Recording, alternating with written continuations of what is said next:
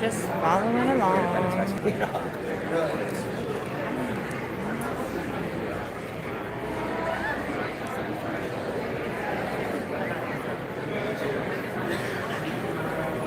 don't know why we're so far back. Hopefully you guys can see everything. So we are in a church. There's a lot of people. For whatever reason, the stinking thumbnail wouldn't let me update it, but whatever. I always have some type of issues. So I see we got people in here. Who's in here? Anybody? Please make it a point to say hello.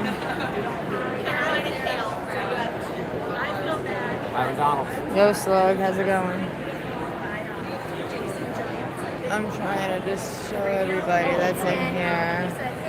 Hey, Frankie, how's it going? I have to absolutely update that ridiculous thumbnail because normally I always am able to do so.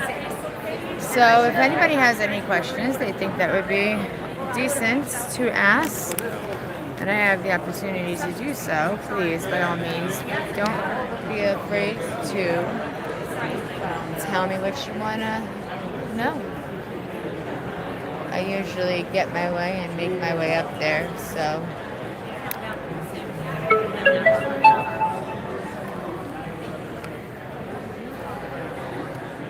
So we are holding the event today at a church.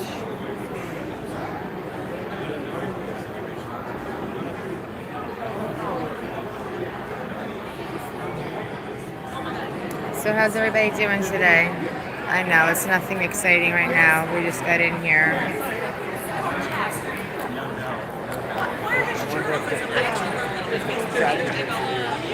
Oh, if the tragedy pimps are here, we'll have a little bit of fun before we leave. Aw, and just because, why not? Everybody loves a puppy. Hey, Dolly. Yeah, we try to always get out there and do what we have to do. Let's turn you around for now. Hey, so it looks like everything's a little lagging. How is it with the video? Am I lagging or anything weird?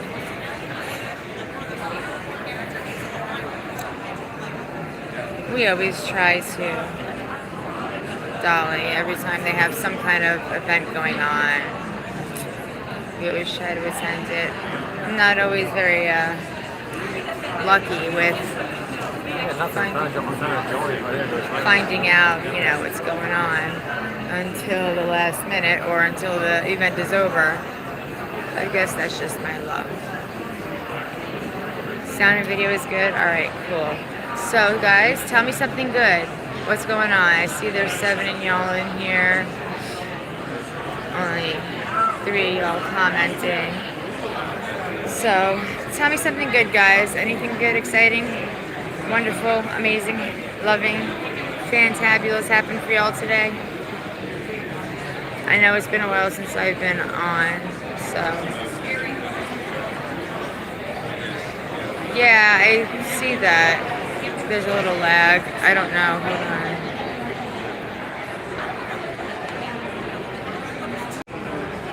And I'm back. So it is what it is. I can't make it any better.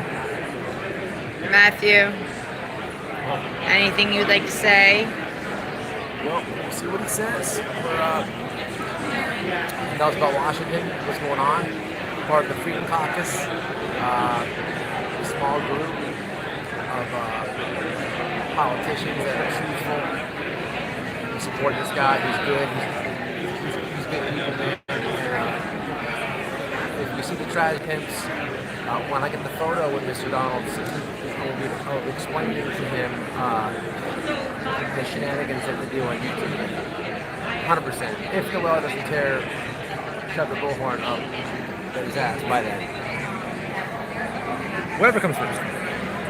If I don't shove a bullhorn up a person's ass, I guess it won't be his probation officer they're contacting next if that happens. Hey, Dee Dee. It's okay. Hey, listen, Crap. you're. Did you see my thing? Oh, yeah, there it is. I'm happy that you're here, and it's okay that you're just listening. I love it anyway. I'm happy you're here. I love you guys. Anybody have any questions they'd like us to ask if we're afforded the opportunity to do so?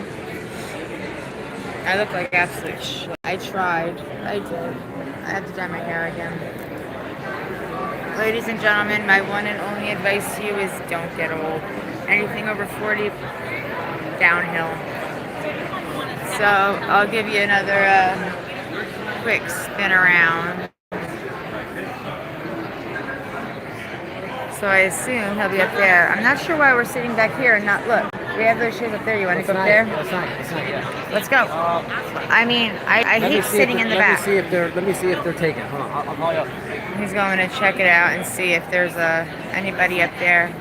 But I mean, even the third row has plenty of open seats. I like to go as close to the front as possible. And Matt usually tends to go to wherever, which, well,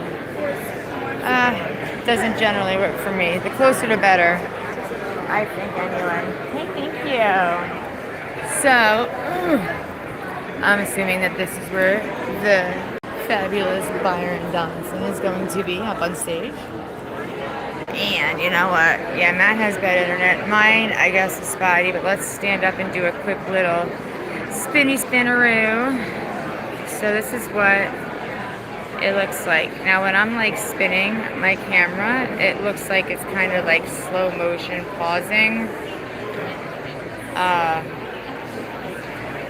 So I'm just assuming that the video quality is not the best. And I do apologize.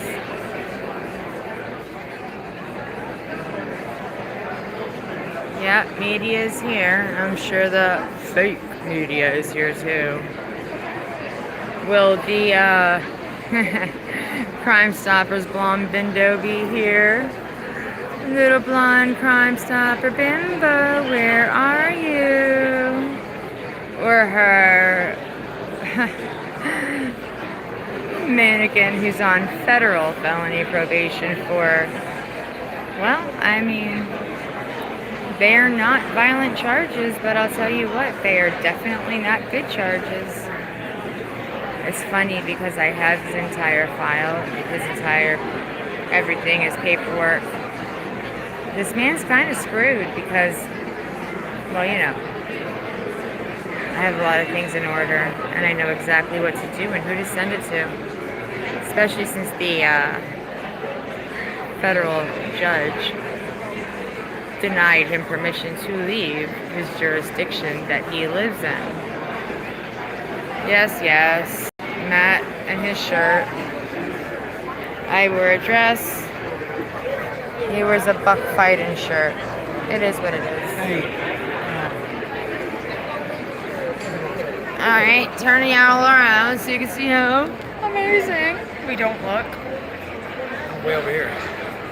I'm right next to you. This is what happens. We like Myron Donald. See him talk. We got the media out there. You see the media? I'm gonna fuck with them on the way out. You're gonna fuck with the media on the way out? Yeah. They gotta be telling the truth. They have to be telling the truth. Well, I mean, look how behind this thing is. I know. That's not you either. That's me. Like. Yeah, but look, you have it on us. Look, this is like 10 minutes ago. I could only see Dee Dee and Dolly there, and then finally I was able to see Skunk. And now I can see Debbie, but it's not even like... Debbie, Bryon Donaldson is going to be up here doing a speech for everybody, and we are here because we are supportive of his Skunkaroo. Yeah, we're supporters of his. There he is. There's the man. There's the man. Alright, hold on. Where? Pink shirt. Oh, there he is. Everybody. Woo! Woo! There he is. Pink shirt. The man himself. I'm clapping, so if you see the vibration, that's it. Hey, pussycat. So, let's see. There's the man himself. I have complete faith that he will do very well today.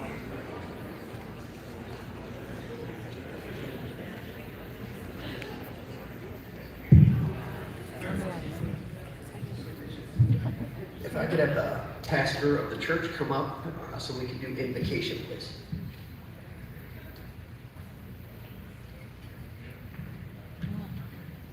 Thank you so much for letting us have the building today. My blessing.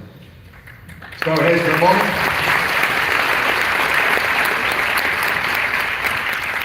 Isaiah 5:20 says, "Woe to them that call evil good and good evil." We're living in a society today where truth is being confused. And so we lift up our hearts to the Lord this evening. And we thank you that he still sits on the throne. And cancer culture cannot cancel who God is. Amen. He's the King of Kings and the Lord of Lords, and everything is under his feet. It's going to turn out well, Father. We thank you for that. We thank you for men of God, Bryon and others that are here, the senator that's here, that stand for righteousness. And we thank you for your presence here in this room, that our hearts are unified together for your kingdom purpose to be accomplished in this season that we live. We pray, Father, for our leaders, that you give them the courage and the fortitude and the presence and power of God to stand against the evil that's so real and so powerful in this life, that you protect them and guard them and give them words of wisdom that will tear down the strongholds of the devil and release your glory here on this earth. We thank you, Lord, that the best is still yet to come, no matter what it looks like and no matter what people say. The best is still yet to come. And we believe that in the name of Jesus Christ. And everyone said who agrees, amen. Amen. I figured so, Skunk. It sucks. Thank you very much.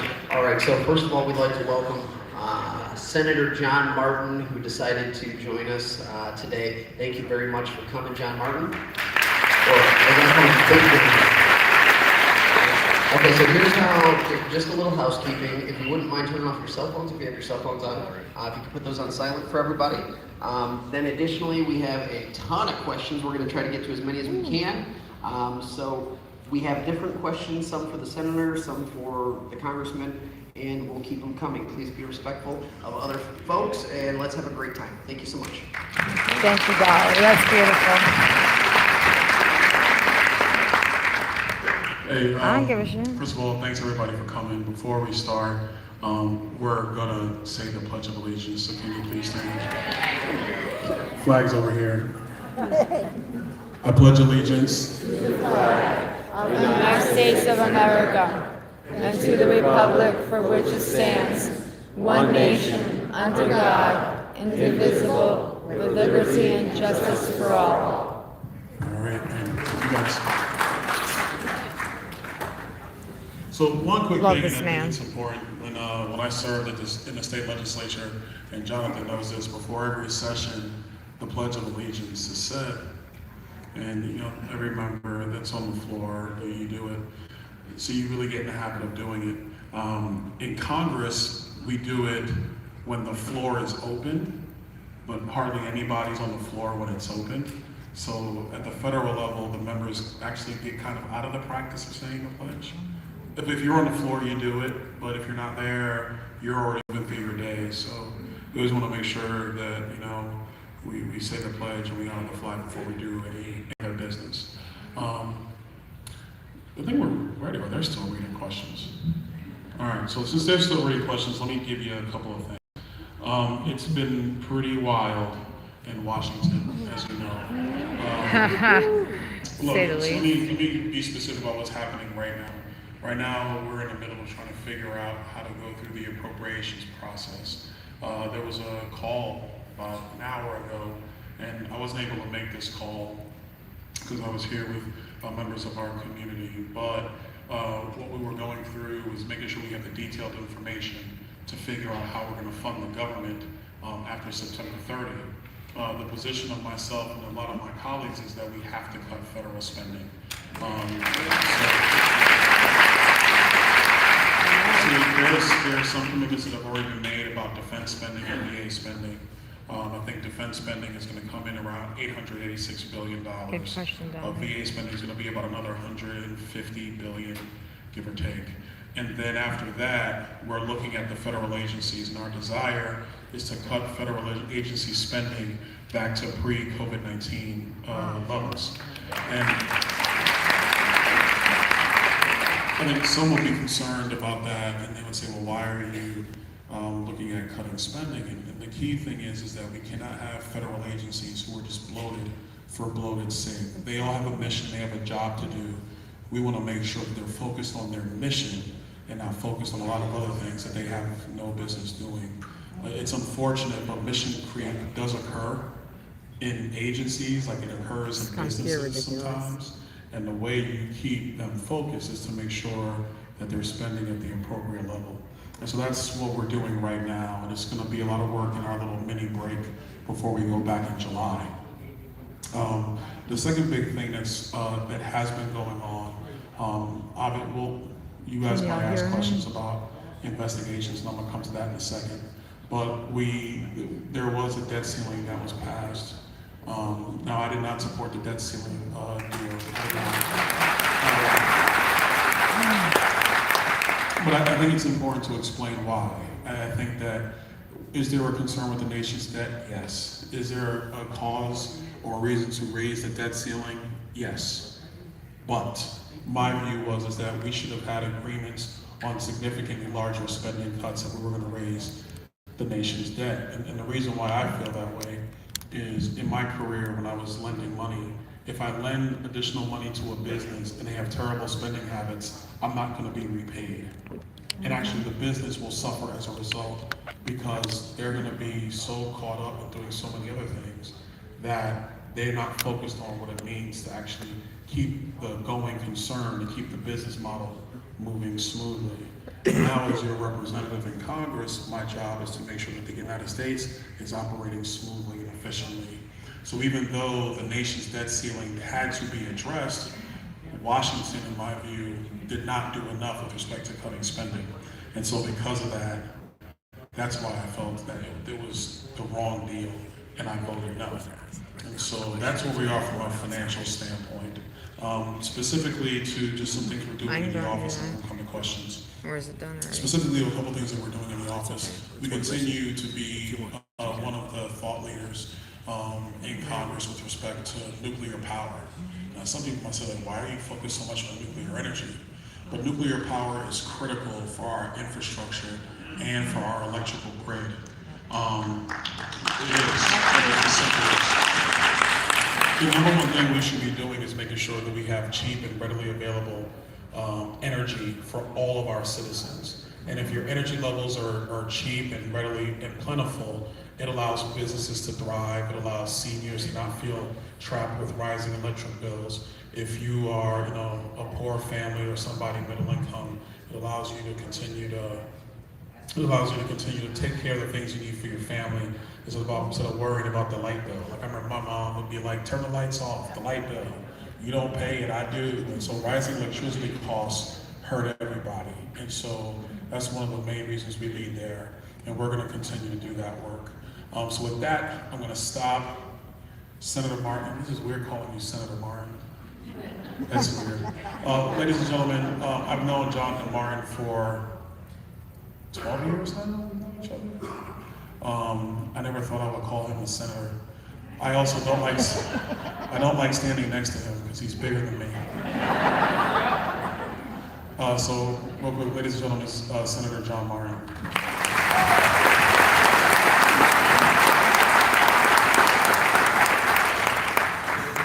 Thanks, Congressman.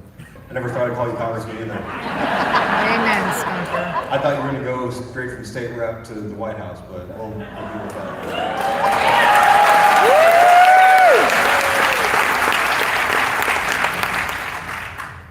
So I'm fortunate enough to work in Tallahassee on behalf of State Senate District 33, which is everything in Lee County that's west of 75. Our district is, well, raise your hand if you live in District 33, Lee County, all right. y'all know what we've been focused on up in Tallahassee. Bringing money back for Hurricane Ian recovery. That's it. My first session, didn't think that I was going to have that much weight on my shoulders, but we have a great team, and we have a great governor, and we have a great administration in Tallahassee. Kevin Guthrie with the Department of Emergency Management has been doing a phenomenal job and knows very well what we're going through here on the ground in Southwest Florida. So the governor has signed our budget, and it's a little bit different than the budget that y'all get to sign. I know you missed your days in Tallahassee when we actually had budgets. And exactly, and our budgets are balanced by Florida Constitution. Our budget is the biggest it's ever been, and it gets bigger because more people keep moving to Florida, and there's more revenue. It doesn't mean that we get less responsible with that money. It means we have a bigger duty to make sure that we spend that money wisely. So $115 billion, over 10% of it went straight to reserves. And then there's an additional few billion that went into other trust fund reserves. So we're saving money, setting it aside for a rainy day, but we're also using a tremendous amount of money to help here in Southwest Florida. The reason we didn't get more money from our budget this year is because we physically can't spend it all in this fiscal year. So there will be more money coming next year and the years after. And our friends in the Panhandle who went through Hurricane Michael 6 years ago, they're still recovering, and there's money still going to them to help them through that process. We have a long way to go before we make a full recovery, but Tallahassee, we have a commitment from our governor, from our administration in Tallahassee, that we're going to get paid to rebuild our infrastructure. This is a very important part of the state. Everybody in Tallahassee knows that. We also did some really groundbreaking things in education and criminal justice with our budget. And I'm happy to, if there's any questions about that tonight, answer some of those questions as well. But if you have any other questions, I have an office here in Fort Myers on state-related issues. I'm more than happy to help. And two lections. All right. Well, we'll get into that. I think most of the questions are for our congressman, though. So you got it. Yes. I got two. Do them right now. All right. Okay, Kaylee Jones, I spoke to you just before the meeting started. Would you consider supporting a safe harbor baby box law that would allow a mother to leave their baby in a baby box anonymously, as opposed to what current law requires, which is without an age limit? A mother who wants to Toddlers adopt are the murdered child every day because has of to women that physically don't turn the want their child over to kids. officials. I spoke to Nick from my office right before I got up here, and we're going to be reaching out to you to look into this and see how we can save babies' lives and make sure that we're protecting as many children as possible. Okay. Are you here, Kaylee? You can stand up. Okay. All right. That's ridiculous. Thanks for this important topic, this important issue. And then, check another one, or do you want to do one? All right. John March. Second. All right. That's why they're all here for me, right? From Noel Stasco. That's not me. Is there any way to move the Cape Coral Bridge project further north where the real congestion is? It does not make sense to spend this amount of money when there is only congestion 1/2 hour in the morning and 1/2 hour in the evening. So you're talking about the Cape Coral Bridge. Trying to remember what they're going to do. I know getting rid of the toll booths. They're redoing the entire bridge. Does anybody live in South Cape, commute to Fort Myers, or the other way around on the bridge? That bridge gets really annoying during rush hour, doesn't it? A third bridge? A third bridge. That would be convenient.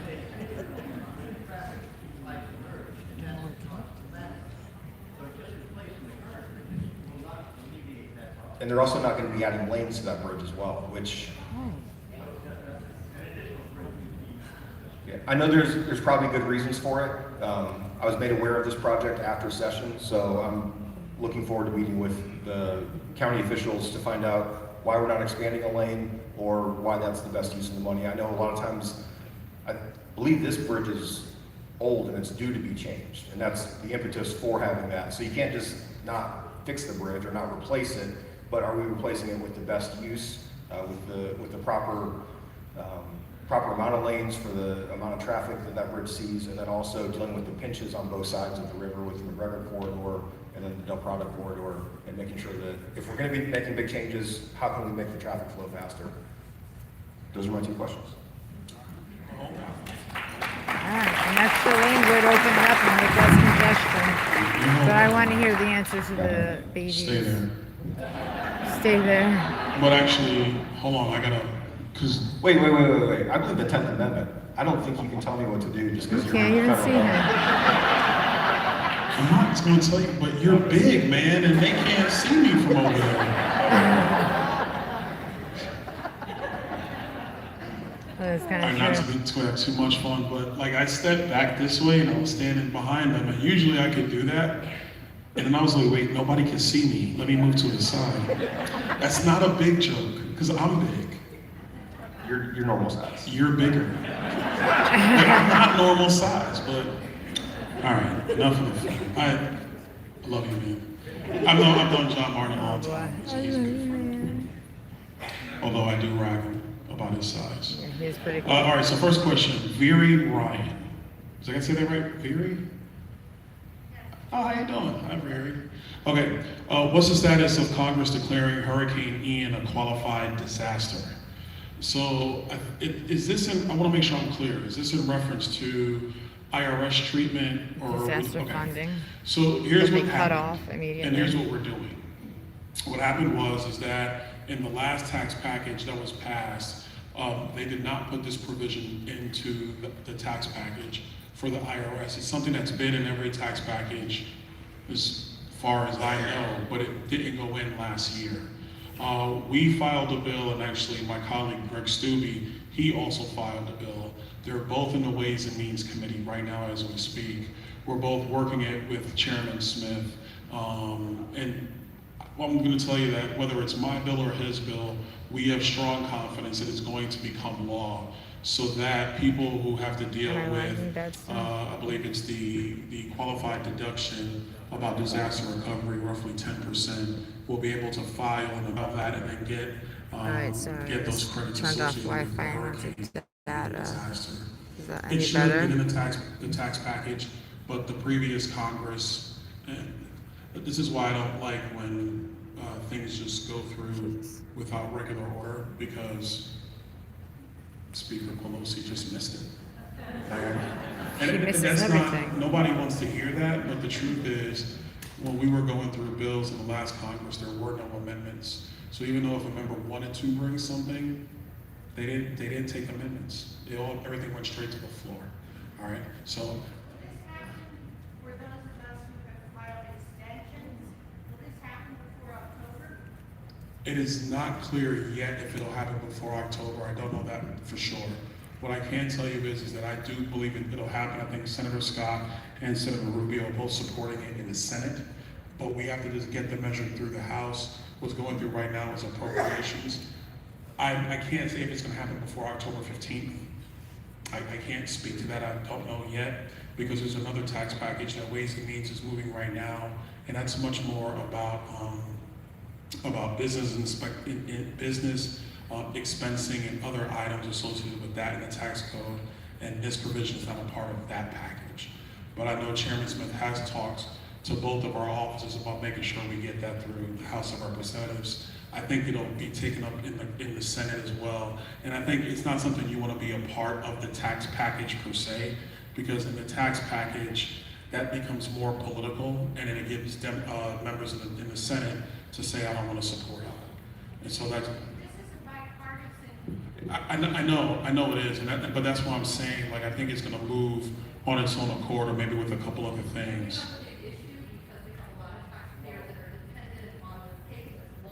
Yes. Yes. Because they need that, and it's gonna affect their national tax payments, it's gonna affect their businesses, it's gonna affect, livelihood. So, Yes, ma'am. these are significant numbers that we're talking about, and we have, as a tax practitioner, I have, hundreds and hundreds of tax returns on hold, trying to, explain this to everyone that, we're waiting on it, and in my book, it was done by, August 15th, so it was done before the deadline. We've been told by the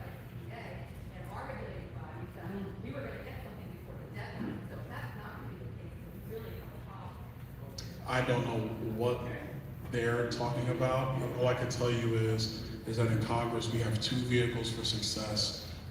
Ways and Means Committee is going through both of those right now.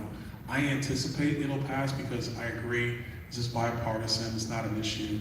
But when you stick it into a larger package, something else in the package can become an issue. And that's the point I want to create. That's the point I want to make. So we are definitely on it. We are working on it. Like I said, we have 2 pathways for success in the House. I don't anticipate why it would be a problem in the Senate, and we'll go from there. No, yes, ma'am. No, and we once we found out about it, we went ahead and made sure that we introduced it, and then we went from there. All right. Okay. This question is from Susan Ball. Why hasn't FEMA declared Hurricane Ian a natural disaster? I'm assuming this is the same question? Okay, all right, I'm assuming that's the same one. All right.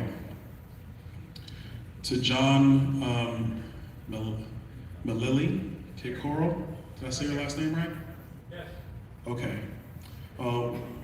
What and when is Congress going to impeach President Biden for obvious corruption? And his vice president, because she sucks too. Everybody Some agrees with people are me. interested in this question. All right. Now, here's my comment behind that. We have no confidence left in this government. Yes. Amen. We know we put on millions of dollars. Anyone in here that committed that crime would be a political prisoner in Washington, D.C., in solitary confinement, where this country's Solitary, we'd be under the jail. in solitary confinement for trespassing. I have no confidence in this government, none. And he's going to get away with it.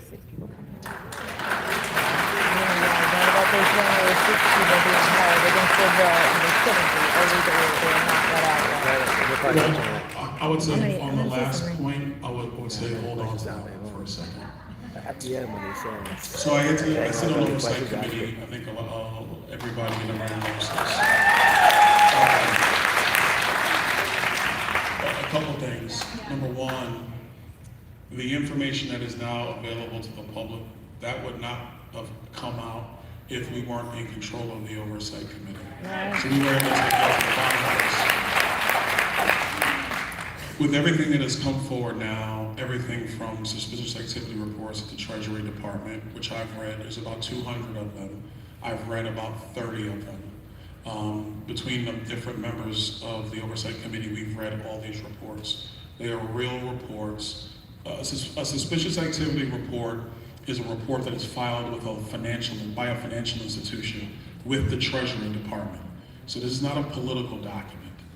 When we were reading those, it became pretty clear that many financial institutions were concerned about aspects of money laundering and concealing funds from the IRS. They were concerned about it then.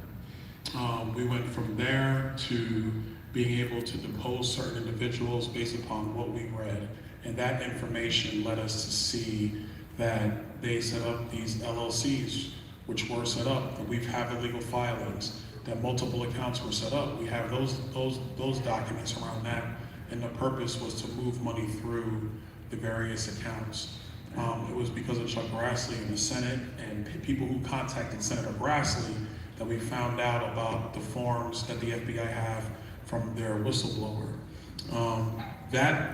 When reading those forms, we found out about the whistleblower saying, the confidential human source saying that, well, according to the FBI, this human source is highly valuable and highly credible, and they've been paying this human source. They paid him or her more than $200,000 over the last 8 years to deliver information to the FBI.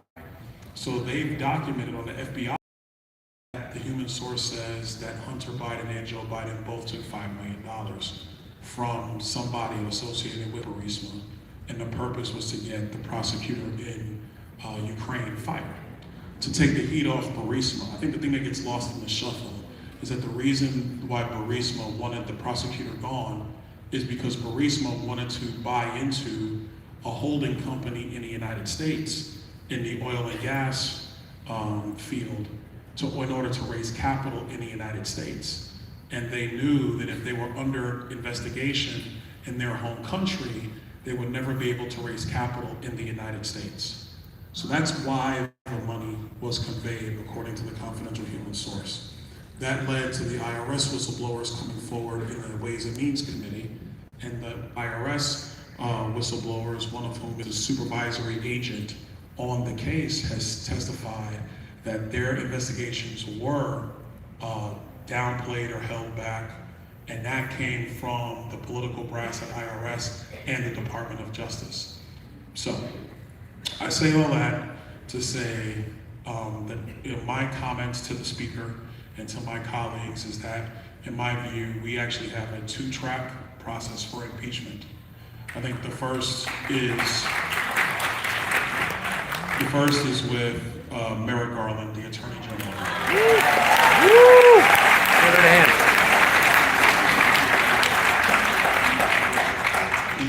The second is with the President of the United States.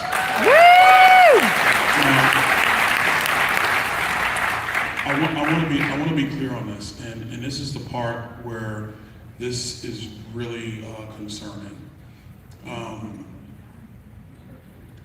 With what is going on at the political levels of the IRS and the Department of Justice and the FBI, there is a complete lack of trust with the political brass of these agencies.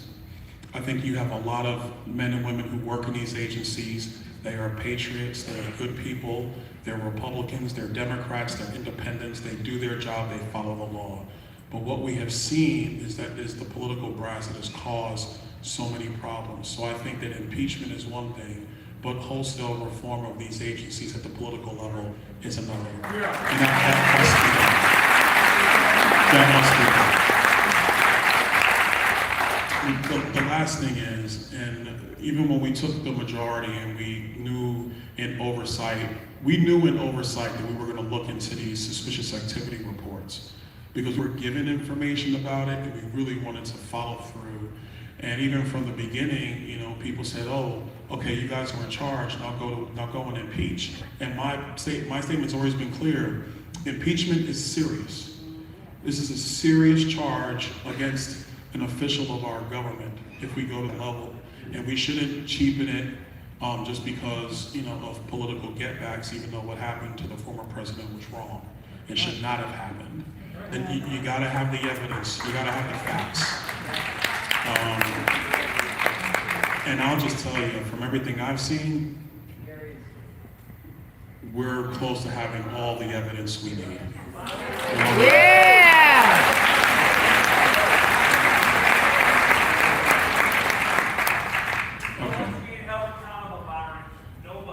But that's why I say hold on to that last point, because They did so much damage already. By the time you guys come up to the House votes for impeachment, but the Senate is one that holds the hearing, and the Senate has the majority. Yes. And they have also the deciding factor with the Vice President, who is also illegitimate. So by the time you guys get there, there's going to be so much damage to our country that by the time you turn around with the FBI, you have to go 17 layers deep and fire them all, because they're all treasonous.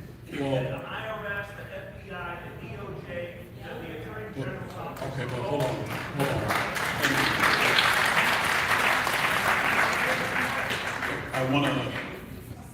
You raise a very important point. And again, I just want to be factual on this. I agree with you. There is a lot of damage that has been done by the FBI and the DOJ. And I could also add the CDC and then the IRS and some of these agencies.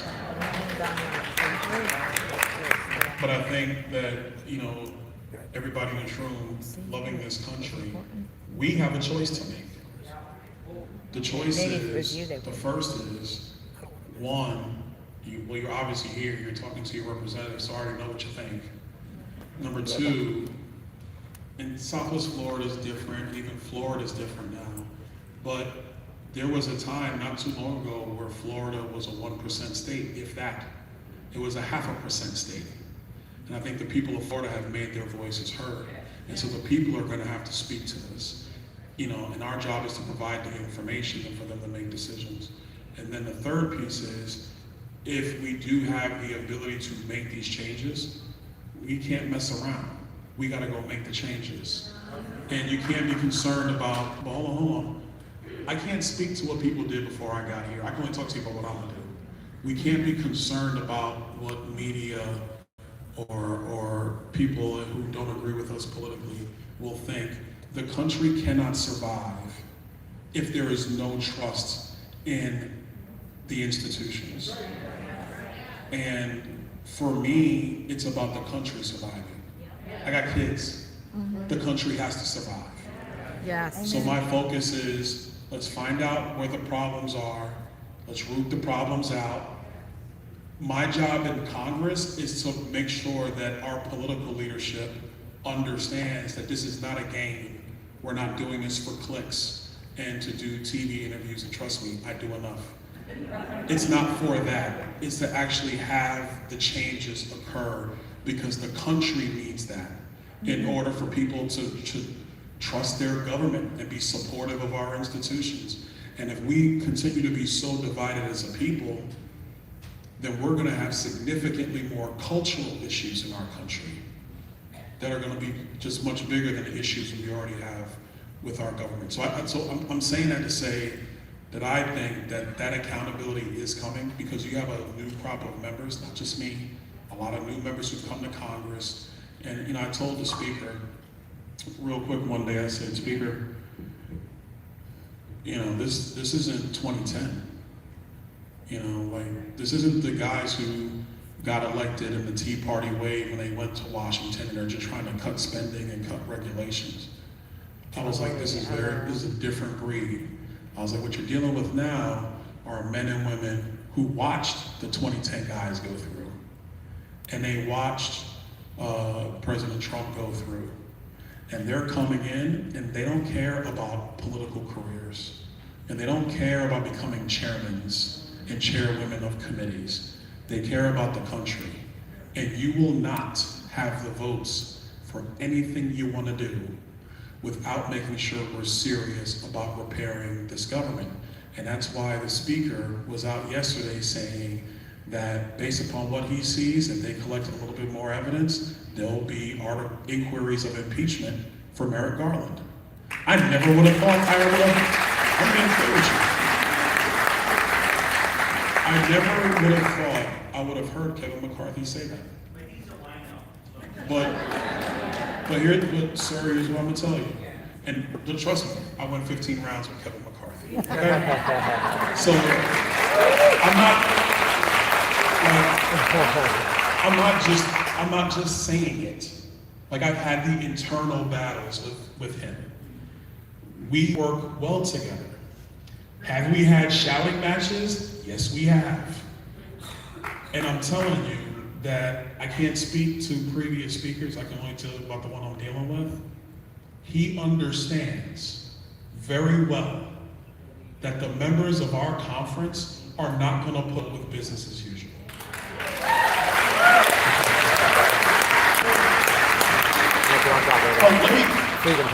I'm gonna come to this issue, but let me expand a little bit further.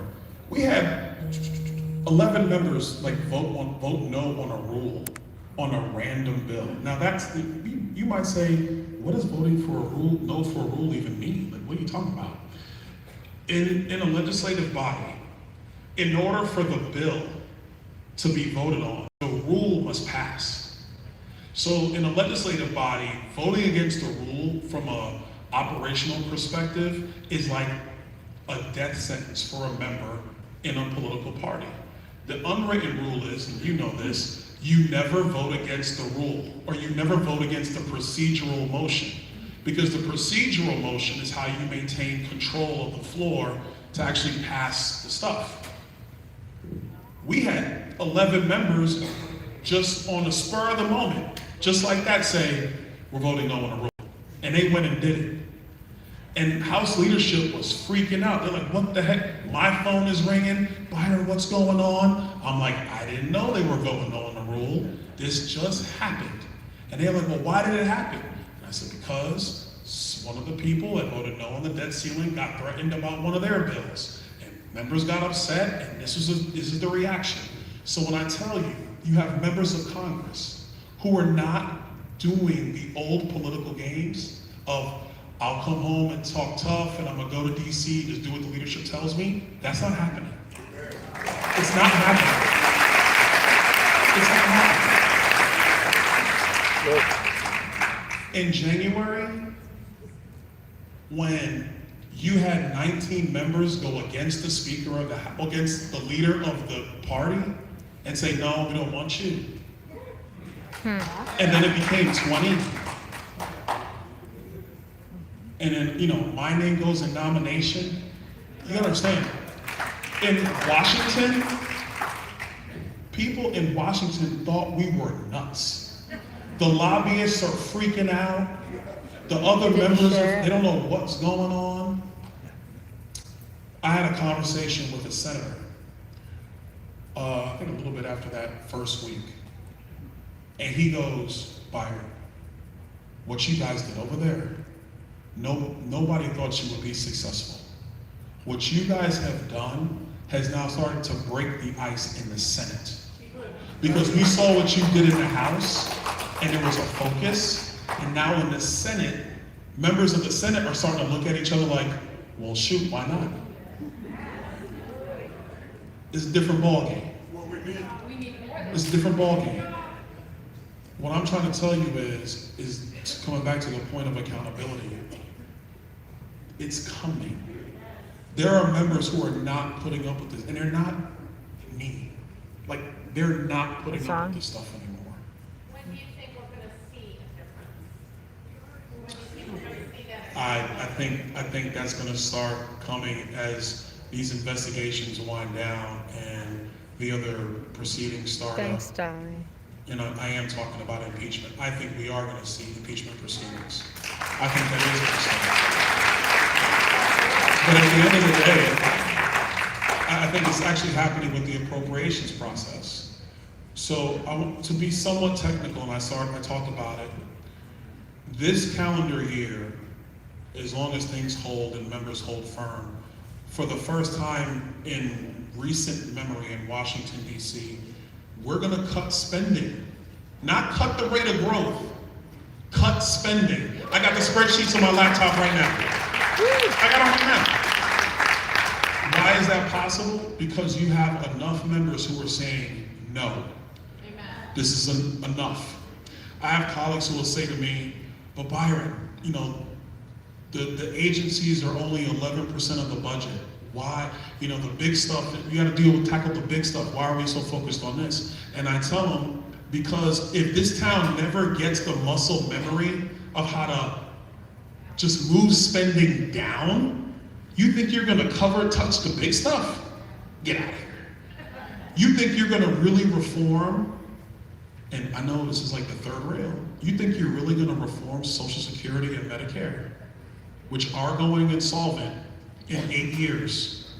8 years. 2031, 2033, give it What's that, Mike? You think you're really... Well, hold on now. You actually, no, not even. The Ukraine money is a pittance compared to what's going on with Social Security and Medicare. You think this town is going to do what's right on behalf of the American people if they don't even know how to just cut spending at 10% of the budget? Yeah. The town doesn't know how to do this. The town's never been asked to do this. Well, it gets asked. They never listen. The town keeps going. So what you got to have are members who are committed, and I'm telling you they are here, who are committed to making sure that happens. We're having a discussion right now in the House of Representatives that's what we're to cut $120 billion in year-over-year spending. Washington has never done that. Never. Not this version of Washington, D.C. Not the Washington, D.C. that's been created since the Great Society and since Richard Nixon created massive agencies. It's never happened. But we're committed to that now. So when you ask me, but when is the change coming? I'm telling you, that's the beginning. That's the beginning. You gotta take the step you have in front of you, and then once you show that it is possible, it gives you the inertia to take the additional steps. When we did Limit, Save, Grow, which was our offer in the debt ceiling, which I voted for. I voted for our initial offer. We were gonna cut about $1 trillion in year one spending in that bill. $1 trillion, year one spending. And people ask me, they go, Byron, would you vote to raise the debt ceiling if we cut $1 trillion? And I was like, yes, that's actually a good deal. You mean I'm gonna cut my spending down $1 trillion and allow them to borrow $3 trillion? Yeah, I'm good with that. That works. That makes sense financially. I had members in our conference, they were like, Byron, I can't support this, I can't support this. I'm like, yes, you can. They're like, I can't support this, I can't support this. People back home will be upset. I said, no, they won't. They're looking for people to actually deliver real solutions. When that bill passed off the House floor, mind you, no bill like that has ever passed off the House floor in the modern era of Washington. When it passed off the House floor, the Senate was shocked that it passed. The White House was shocked that it passed. And when these members who were concerned about it went home to their districts, people back home said, thank you for finally doing something. These members remember this. And so you gotta take these, I wanna fix it all right now. I do, trust me. My wife will be happy, she's here. She'd be like, great, they fixed it, come home. That's what she would want. She's clapping for that. But you gotta take the baby steps that are in front of you. I want it to be more, but I know what I'm dealing with. And I'm telling you, whether you're talking about accountability, impeachment, spending, the border, which I know we'll come to, it's in the question set, there are members of Congress, not just yours, who are committed to this. I know 35 of them right now.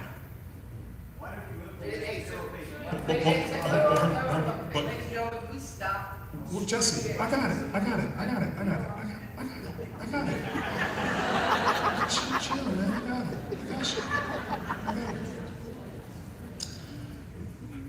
I'm gonna address the zero-based budgeting because I walked into budget numbers. That's a process we're literally working on right now because the leadership wants to spend $115 billion in rescinded money. This is super technical. Here's the pot of money for the agencies, okay? There was another pot of money that Joe Biden and the Democrats stuck outside of the budget. Another pot of money sitting over here. And so what the leadership said was, we're gonna cut this money down, and then we're gonna take some of this money from over here and then build the agencies up to a certain level. That's the $120 billion we gotta go find to stop this from moving over there. I'm telling them no. I looked at the speaker, I said, sir, I'm not voting for that. Sorry. We better find the cuts. Let's go find it. I'm not voting for that. So there's a process right now where members are actively in 8 of the 12 appropriation budgets, and we're essentially, for the first time, looking line by line. The call I made to one of the speaker's key guys who's helping organize the House was, I said, listen, I need the spreadsheets. I'm a finance guy. Don't give me the bill text. That doesn't do anything for me because I'm just reading it. Well, what's that 100 million for? I don't know. Okay, let me read the next thing. Give me a spreadsheet, whatever the budget staff uses, so I can look at every line item, take the budget in totality, and say, okay. Oh, and I also told him, I said, and I need the trajectory in spending from FY 2018 to now. So I can see the rate of growth in all these different line items and be like, well, hold on. How come the Australian sloth test doubles in funding? We don't need that. Slash that back to 2018, and then that's how you do it. All right? So that's the work that members are pushing on right now as we speak to do. So our plan is to get back to Washington when we go back in 2 weeks, a week and a half now, with a plan of what programs we're cutting, what programs we're shrinking to cut $120 billion So we don't pull junk money from over here that was passed in a bunch of different reconciliation bills and still rescind this money, the IRS agents, that's over here. That's part of that. Still rescind that money, but now when you go negotiate with the Senate and the White House to pass a budget, because you don't have to negotiate, you come in low with your spending, you negotiate policy changes and spending levels, you get this town to actually cut spending, and then when people go home, when members go home, and Americans are saying, thank you for being responsible and cutting spending, you know what everybody's gonna say when they come back? Hey, let's go cut more spending. Let's go find more. But you gotta build it. And that's what we're trying to do. Okay, now let me get back. Here we go. This is from Sandra in Fort Myers. Why doesn't ACS close till the scrubbers are in place? Who will redo the cloud map? And when are they starting to fund? When are they going to start to fund the care for ill people? Okay, so this question, Sandra, you here? Where are you? Is Sandra still here? Oh, where is she? Oh, hi, Sandra. So this question is in reference to the medical sterilization plant here in Fort Myers, where the EPA has come out with a finding that, according to their analysis, and I want to be clear about the analysis, over 70 years of exposure to ETO, it's a dispersal from the plant, that 70 years of exposure has carcinogenic impacts on human beings. The plants here in Fort Myers. There's about 5 such plants in Florida, 86 across the country. We have one here. This plant's been in operation for 12 years. The EPA actually did a study a few years ago, and they said at a certain release level that the impacts are cancerous for people. The plant right now is installing the scrubbers to mitigate what was going on. Now, we had a previous meeting with parents and other concerned citizens about an hour ago before you came in. That's kind of why you were in the foyer so long. So I was meeting with those parents and other people from the community. There's a couple concerns. Number one, well, what happens if people start getting sick and they don't even know? So what we're gonna look at is, apparently we're gonna do some more research, but one of our medical professionals in our community brought forth information that CDC can actually provide tests to people in the area so they can actually get tested for it and to see if it's in their bloodstream. So that's one. Number two, when is the work going to be done? According to the company and according to the EPA and according to the Florida Department of Environmental Protection, these scrubbers are going to be installed in the next week, and that they should have testing and validation over a couple of weeks. I want to make sure I get to the third. Redo the cloud map. Now to this one, I'm not sure about how they would redo the cloud map, and here's why. The EPA did not do an air sample study.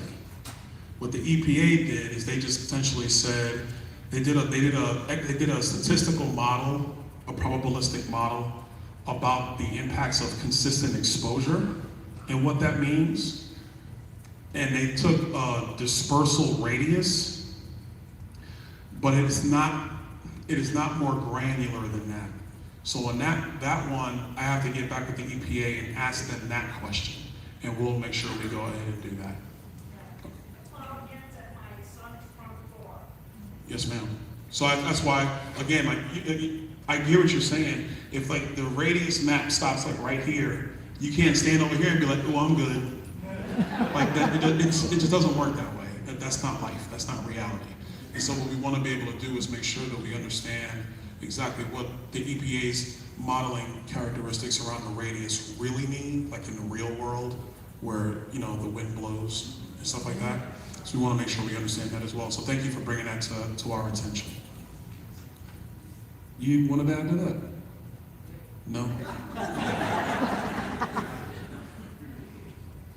Your kids go to ECS? You sure you don't want to talk about it?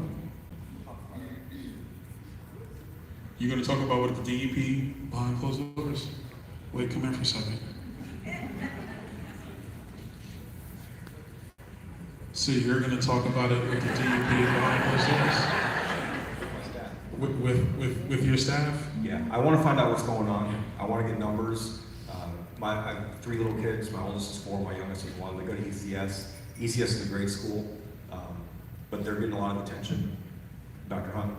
They're getting a lot of attention because of what's going on. There's a whole lot of other schools in that area. If the wind blows a little bit further to the east, you got SFCA that's right there. You have Chico's. There's thousands and thousands of people that go to work every single day in that area. So it's not just one school. I want to find out who knew what, when they knew it, what the history of the releases are. Have they gotten worse over time? Have they gotten less over time?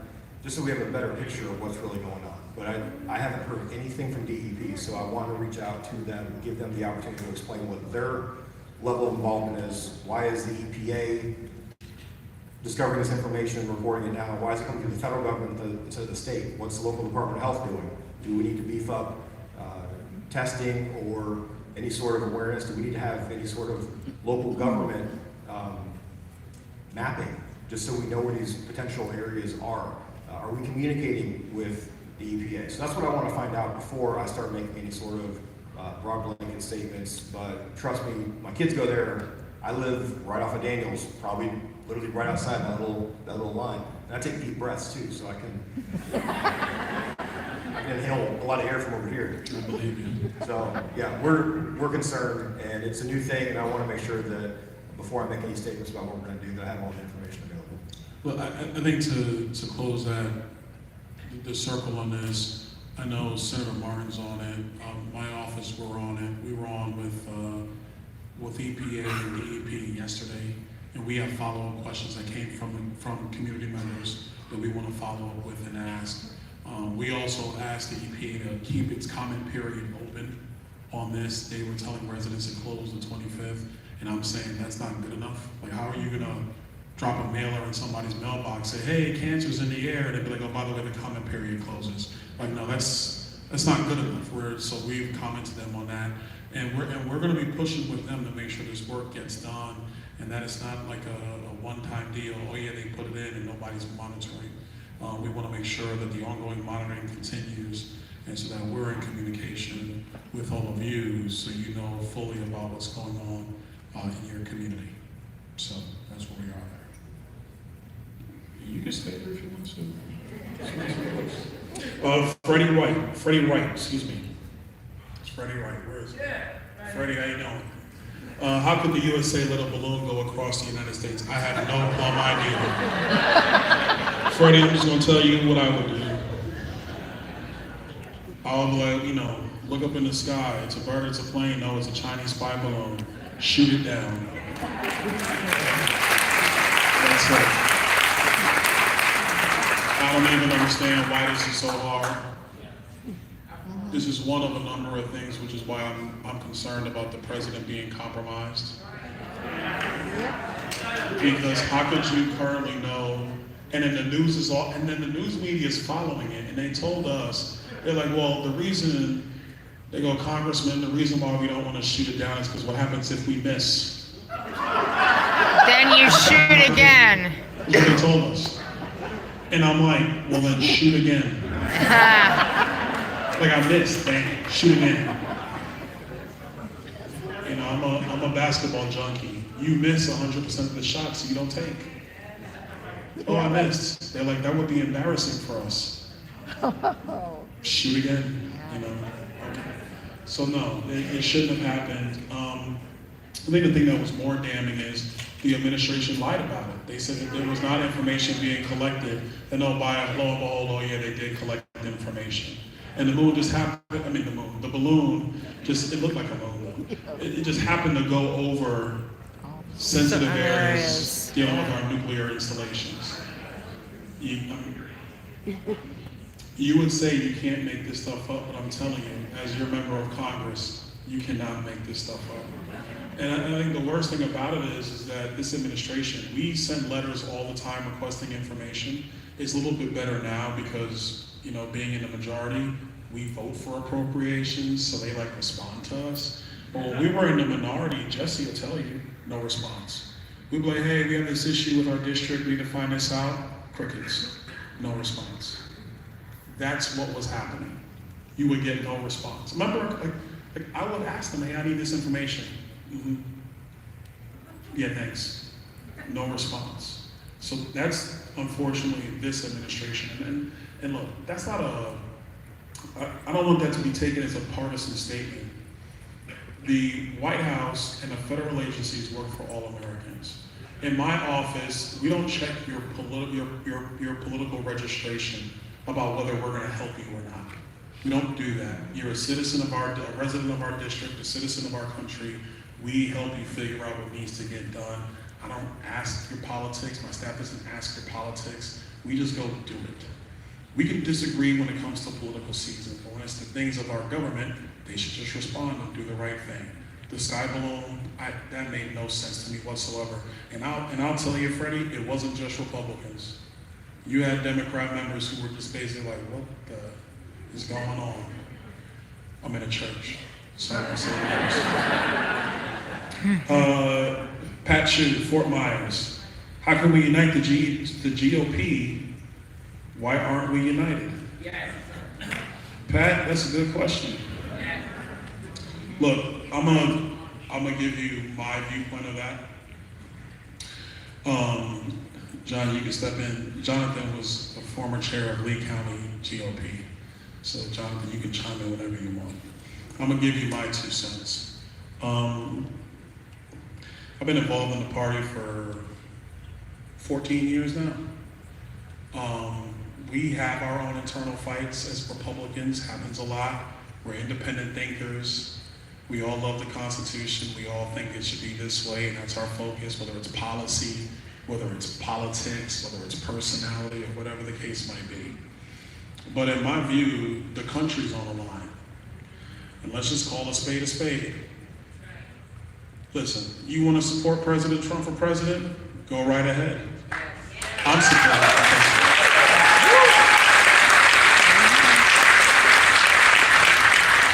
You want to support Ron DeSantis for president? Go right ahead. There are many people who are doing that. You heard me, so the claps went lower, but it's true. There are people in our community who are, and that's okay. Nikki Haley, Tim Scott, whoever else, okay. But when the primaries are done,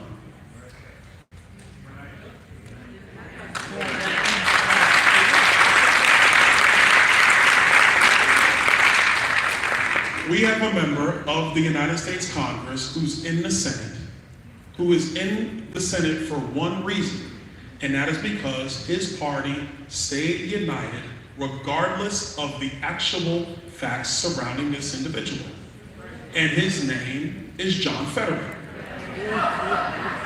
This is no disrespect to the man. He had a stroke. Strokes can be debilitating. But as a member of the House, I'm telling you, this job is hard. It takes a lot of energy, a lot of effort. I come home, my wife is like, yay, you're home, let's do this. And I'm like, I need a day. Like, I'm tired. And I'm healthy. I could imagine what it is if you're recovering from a stroke. You're not capable of doing the job. But his party did not care. And they supported him anyway. That's wrong. It's wrong. Laura, I am a no genre. Right now I am recording This Byron is a Donald. tragedy. He's a political figure here in Everybody's Florida. seeing the pictures. I have It's been working wrong. on an This abuse is not panel where Republican survivors Democrat. are coming It and is talking about their wrong. stories. I will be She has doing serious health addiction issues. panels It's where we wrong. talk about drug issues. But they don't bat an eye. I do not have any certain I'm gonna leave the genre. president alone. I do what I want to do, how I want to do it, and it's a free, open, safe It is- place. it is Everyone is physically- welcome It's easy for to their everybody to opinions, see. and how everybody wrong will this is. respect everybody else.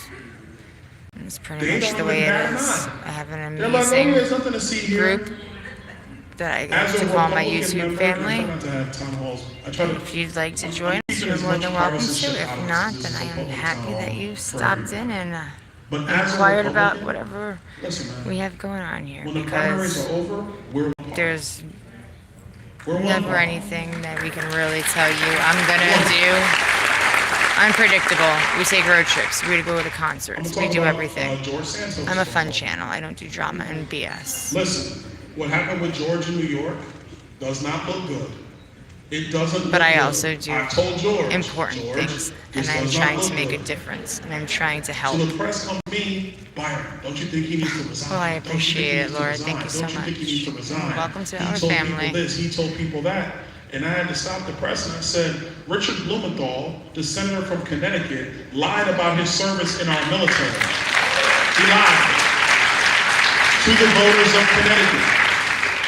He has now admitted that he lied.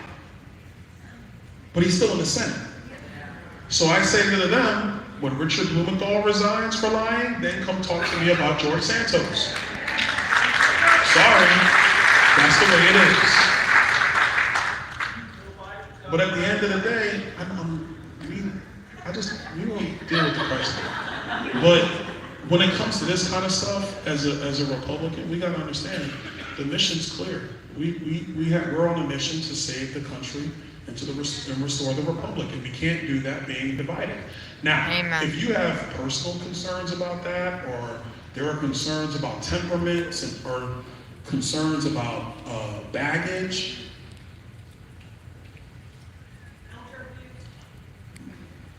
the other party does not care. And as a matter of fact, they want you to be concerned.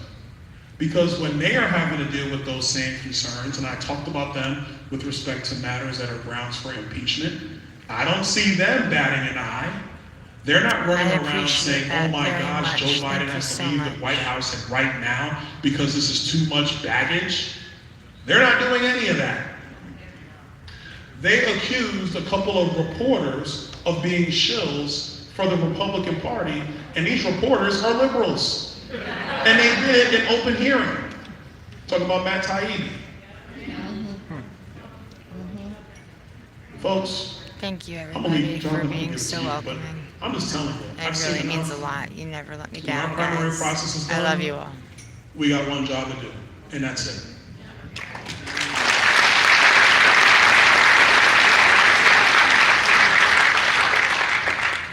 Yeah, on the political parties, there's absolute, without question, a double standard that, especially mainstream media, establishment media, that it works against us. And when I say us, I mean people like you who want to be informed, who take time out of your day. Busy days, we have parents, we have retirees, workers, people from all walks of life here that want to learn more information. And you come to these things because you know you're not getting the full story from the people who claim to give you the best That's facts, right. and you can rely and count on their version of events throughout the day. It's unfortunate that so many people in our communities get information that is not fully accurate. It's whether intentionally or unintentionally, I'll leave that decision to you, leaves facts that are twisted or slanted in a certain direction. We have to get more information, and that's one thing that I like about the party system, the local party system. Local Republicans, local Democrats, local Libertarians, you get information. You show up, you're getting something different. You're getting something different than what a bunch of producers with maybe Ivy League education decided that you want to watch between 6 o'clock and 6:05 before the weather, before the sports, and before Jeopardy.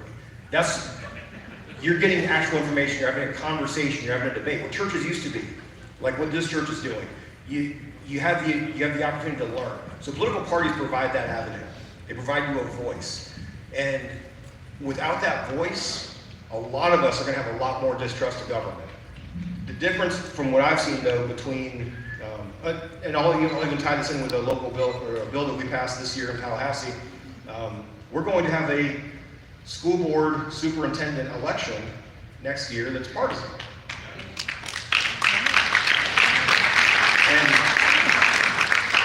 And we have a great nonpartisan elected official here with us, Mayor of Fort Myers, Kevin Anderson, and he's a great individual. But he had to work extremely difficult in the city of Fort Myers election to let people know what he believed. And some people use their political parties as a crutch and say, well, I'm a Republican, so therefore all the Republicans will vote for me, or I'm a Democrat, I'm never going to vote for a Democrat. That's lazy. But it does provide a starting point for getting information about somebody's ideology. And you can press them on it. There are Republicans that I don't agree with. There are some Democrats I don't agree. So there are some issues, there are some particular issues that some Democrats have that they agree on, that I agree on. But we can't stop a political party. We have to look deeper, but it's a starting point. It's a starting point. Don't use it as a crutch, use it as an opportunity to dig deeper into somebody's political views. And if we do that, the party system will work better than other ways that humans over the course of history have tried to identify with other people.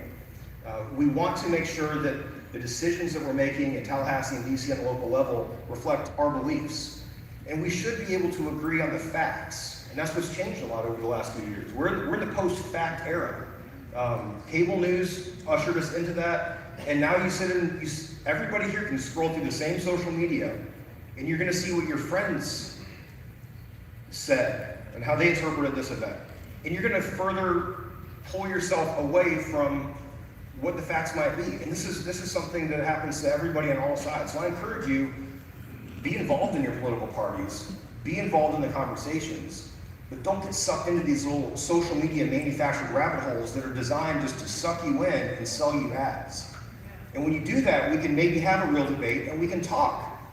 And the media that calls our representative in Congress and says, hey, tell us about your colleague and why you're not asking him to resign. Maybe they won't ask those questions because they know their viewers aren't going to fall for that. But they're going to keep doing it if they're getting viewers, if they're selling ads, if they're making money. There are other avenues of information, getting information across that are getting better. We're having more information, but we got to really, really guard ourselves from getting sucked into those individual rabbit trails. We got to be able to find what the facts are. Come to places like this. Thank you, Congressman, for doing this. Guys.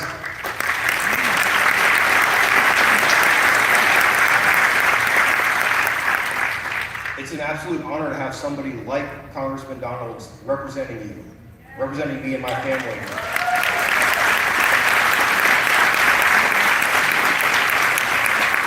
Because he gets it. He doesn't, we know where he stands politically. I haven't seen anybody less afraid to tell anybody what they think than this guy. Except maybe his wife, I don't know. Erin, she'll tell you what she thinks as well. That's enough, man. That's enough. But we have how are you? Doing what's right. Not every congressional district, 435 in the country, has somebody like this guy. So we're seeing it. He's explaining it to us in a way that, you know, I've been to a couple town halls for our past congressmen, and a lot of people just seem to scream and shout in opposition to him. And you have the ability to communicate very complicated ideas in a very understandable, across the aisle, bipartisan, whatever you call it, but I just call it, he's a good communicator, and he explains very complicated issues and makes it very simple. If the media could do this, we'd have a lot less division in our country. And then, once we can agree on the facts and what we're dealing with, then let's bring in our beliefs. I believe less government will solve the problem. I believe more government will solve the problem. Then we can have those actual debates on how to get those things done. But we got to agree on the facts. And I think that's frankly the thing that's tearing our country apart the most. It's not the political parties, it's not the partisan. We're smart people, right? And we're smart because we recognize we don't know everything. But the second we start to see the facts and get the actual information, we'll start making better decisions about our elected officials. And I think we'll prosper and we'll leave a better country for our kids.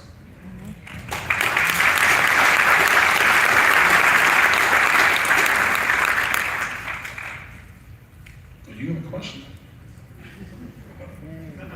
They messed up and gave you a question. You gotta wait now. You just answered the last question. You gotta wait. Yes, I agree. Okay. Hold on to that question. Just be short. No, I won't be short this time.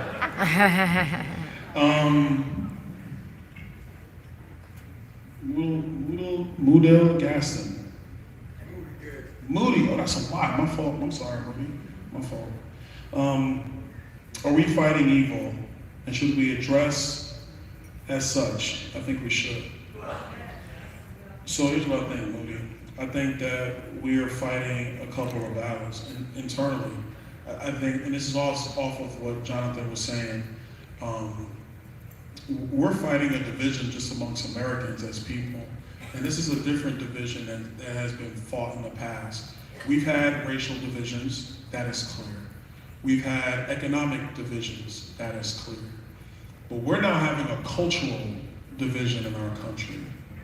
And this cultural division, in my view, is, whether you want to call it common sense, or Judeo-Christian values, or traditional values, or whatever the case might be, you have just a difference between that and an anti-family, and anti-biology.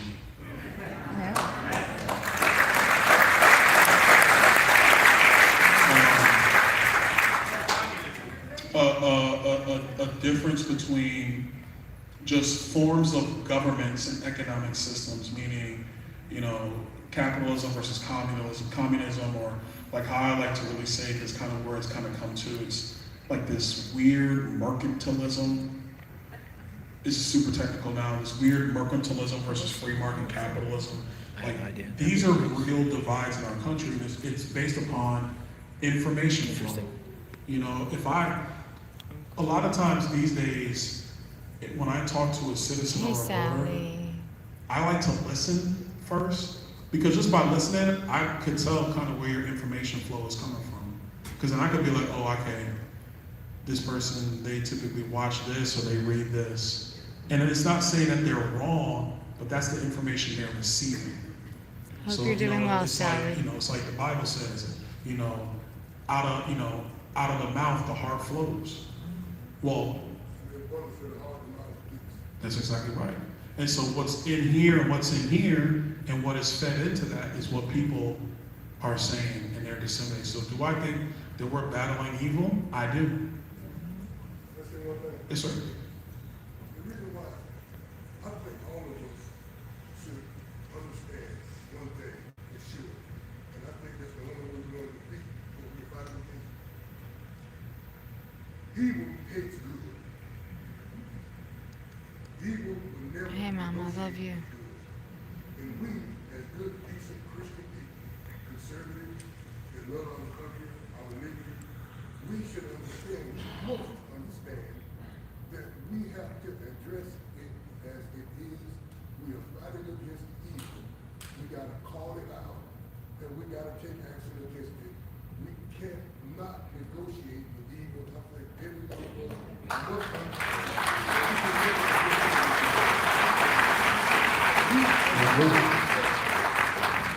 This guy here, who was born and raised in the same time. I think you're a great guy. You're a smart young man. And I think people in your position, and I think you're doing a great job. I think that evil should be called out more. I think we should call the Democrat Party, because there's no Democrat Party anymore. My mother was a Democrat. We are fighting against the USCP, which I deem the United States Communist Party, that is running our country right now. They have already taken it. And we have to be for real. We have to stop playing with these people. You guys cannot be afraid to be called racist. How are you, Mom? You and me and this guy here and every black man here cannot be afraid to be called Uncle Charles, which I am glad to be called Uncle Charles. We have to stand up, face this evil. We have to take action against it. We can't play with these people. You cannot negotiate with evil. We have to remember that. That's right.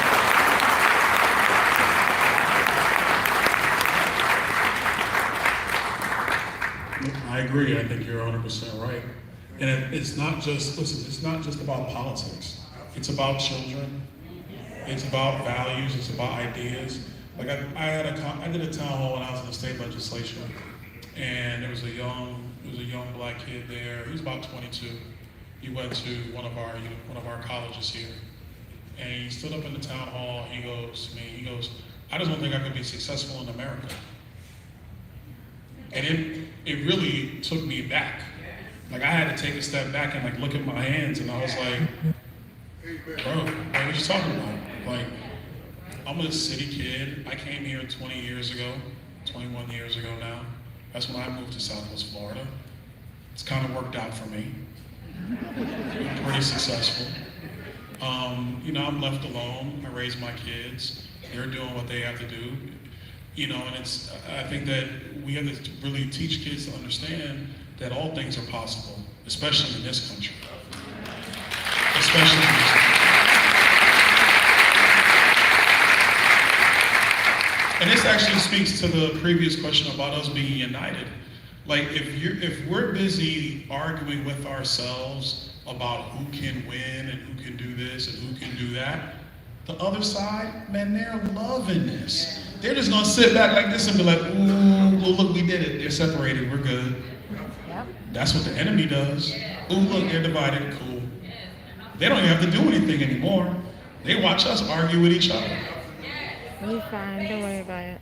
Keep talking. So I just think that's wrong. I think that's wrong. Okay. Jeffrey Congelosi. Oh, I didn't forget. But I'm taking two. But a similar question. What can be done to better unify the party, being fractured will help us counter a misguided Democrat machine? Kind of addressed that one, some of you want. Sorry, that one don't count. Mason Weaver, how do we captivate Democrat voters? Ooh, this is a good one. I'm gonna talk about this one, then Jonathan, I'm gonna let you go. Sorry. I looked at you real briefly, and your beard looked like Jason Smith, who's Ways and Means Chairman. That's why I said Jason instead of Jonathan. But hold on. Sounds like Jason's a good-looking guy then. No, he's not actually. How do we capture Democrat voters? This is a good one. This is a good question. I've been saying this for a while. My wife is here, so she hears my heart. She knows. She's in the back. Honey, stand up.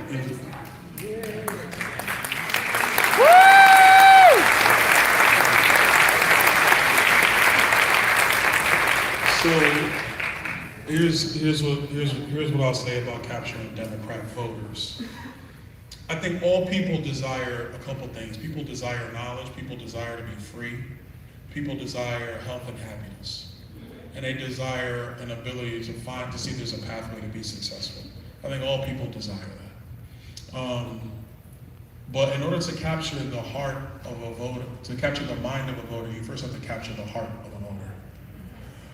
For you gentlemen in this room, before you could ever capture the mind of your female, you had to capture her heart first.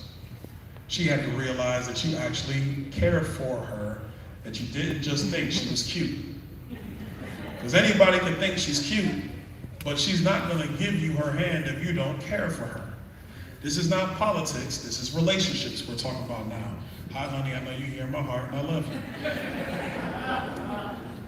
I give this example a lot. I've done it sometimes when my wife is here, sometimes when she's not here, but I'm very consistent with the example because it's true. If you were trying to date a girl who's seeing another guy, the thing you don't do is tell the girl that she is dumb for dating that guy. You don't do that. Every woman is nodding her head. Because what you do that, what you're saying is that she is not smart and you're invalidating her choices. You don't want to do that, guys. And so as a conservative, I don't go to Democrat voters and say, man, you are stupid, you don't know what you're talking about. No, I don't do that. Because they've made choices in their life. If I'm trying to talk to said lady, date another guy, I just be like, hey, I totally understand what you're going through. If you ever need somebody, I'm here. Let's talk about it. And you go from there. My wife is in the back, honey, I love you. You hear my heart. I love you. I love you. But with voters, it's no different. If they think a different way about politics, how about we just go and figure out what's going on in their world, what's going on in their life? Ask the question. And here's another thing, fellas. If a lady starts talking to you, shut up and let her talk. She's clapping heavy over there. She's like, yeah, that's it. And if a Democrat voter or a nonpartisan voter is talking to you about the things that they're upset about, listen. Don't even give them an answer. Just listen and say, thank you for sharing that with me. I really want to think about that. And as you build a relationship, if you then have solutions for that person, then they'll be like, dang, you know what? Man, I like that Jonathan Martin. You know, he really brought me something that helped me. I gotta think about that guy. That's how you persuade other voters. Okay, Jonathan, you go. Well, I thought you were just going to get some political advice and some updates on legislation, but here we are, the relationship king. That's 20 years of a lot of work. Oh, by the way, my wife and I, we celebrated 20 years this year.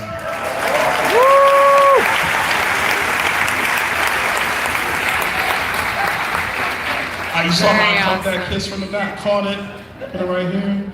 You guys are gonna figure that out when you go home. That's good stuff. Some kid's gonna be speaking at as a valedictorian of a public high school here in about 20 years and say, my parents met at a Byron Donalds town hall when he told my dad how to shut up and listen to my mom. Just name them after me. Your life will go well with it. All right. So, on a completely unrelated topic, all right. Question from Vicky Resor. Help us understand how it's possible that we're seeing indecency and nudity of adults in our public spaces in front of children. Yes. Well, the how, I feel like we just had an explanation earlier. There's evil in our world, and we can't compromise with evil. I don't have to have professional experience I used to be a special victims prosecutor when I was here at the state attorney's office. And the people who prey on little kids they possess a different kind of evil. If they want forgiveness, it's not beyond the forgiveness that God can give, but it's beyond That gentleman in the pink, Bryon, is. the level of forgiveness that society is required to give them. This past year, I was able to pass a number of bills, but the bill that I worked on the hardest and the bill that was the hardest to present was the bill that the governor signed into law 2 months ago that is going to, the first time in at least 50 years that any state has made the crime of molesting a child under the age of 12 punishable by death. Yes!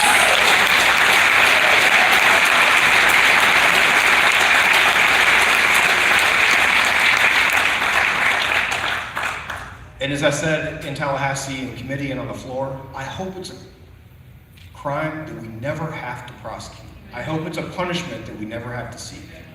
You will. Because if we have to seek that punishment, it means that the worst of the worst happened to one of our kids in Florida. So, that being the framework, we hear a lot of confusion. And going back to what we were talking about earlier, the facts. We gotta have the facts in order to make decisions.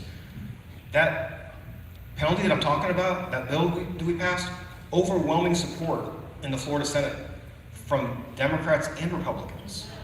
Because there's things that we can agree. There's things that we can agree on. That's one of those. It's a foundational issue. But when we start talking about the other issues that surround this topic, nudity in front of kids, there's what the news says and there's what the law says. The news has been less than accurate. The news has been so less than accurate on these issues. We heard the Don't Say Gay bill, the phrasing of that from last year. And then instead of Disney World seeing that many of their employees are illiterate and that they can't read legislation and they can't read the law, instead of saying, hey guys, we're gonna have some reading classes. You're right, Lawrence. We're gonna teach you some phonics. We're gonna teach you how to combine letters to form words, and how those words form sentences, and how those sentences can sometimes be written into law. Instead of doing that, Disney Corporation said, we're gonna get behind our illiterate employees who don't know how to read Florida law. And that messaging was damaging, because what we were trying to do was protect little kids from being exposed to adult situations and adult themes and adult topics. And I'm not talking about teenagers, we're talking about third graders and younger. That was the Don't Say Gay bill. So we expanded that this year because we saw these other issues that were happening. Drag shows, wet t-shirt contests. Not just homosexuals or transvestites, every gamut. It doesn't matter who you sleep with at night. It matters that you're showing your sexual organs to minors. That's a problem, and that's what Florida has done. Those are laws that Florida has passed to protect our little kids.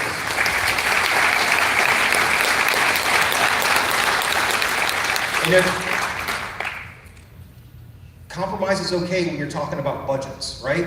Compromise is okay when you're talking about, all right, is the new road going to go through this neighborhood or that neighborhood? Compromise is okay in a lot of government. Compromise is not okay when you're dealing with evil. And that's what that topic is, and we have to protect our kids at all costs. I will do that as long as I have the ability to do it, and I know our congressman will do the same. I surely hope so. You know what? You're gonna piss me off. I'm just pissed about the whole situation. They didn't say what I wanted to say. We do have, and Jonathan, you mentioned that we have a couple elected officials in the room. So real quick, if you're here and I see you, just kind of come down a little bit so people can see and be recognized. We definitely have our mayor here in Fort Myers, Kevin Indecency.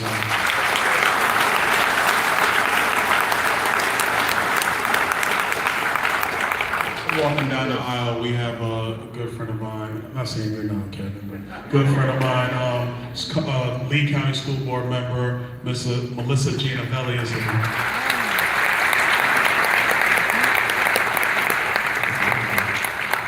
All the way from Collier County, we have Tim Mosher, Collier County School Board member is here.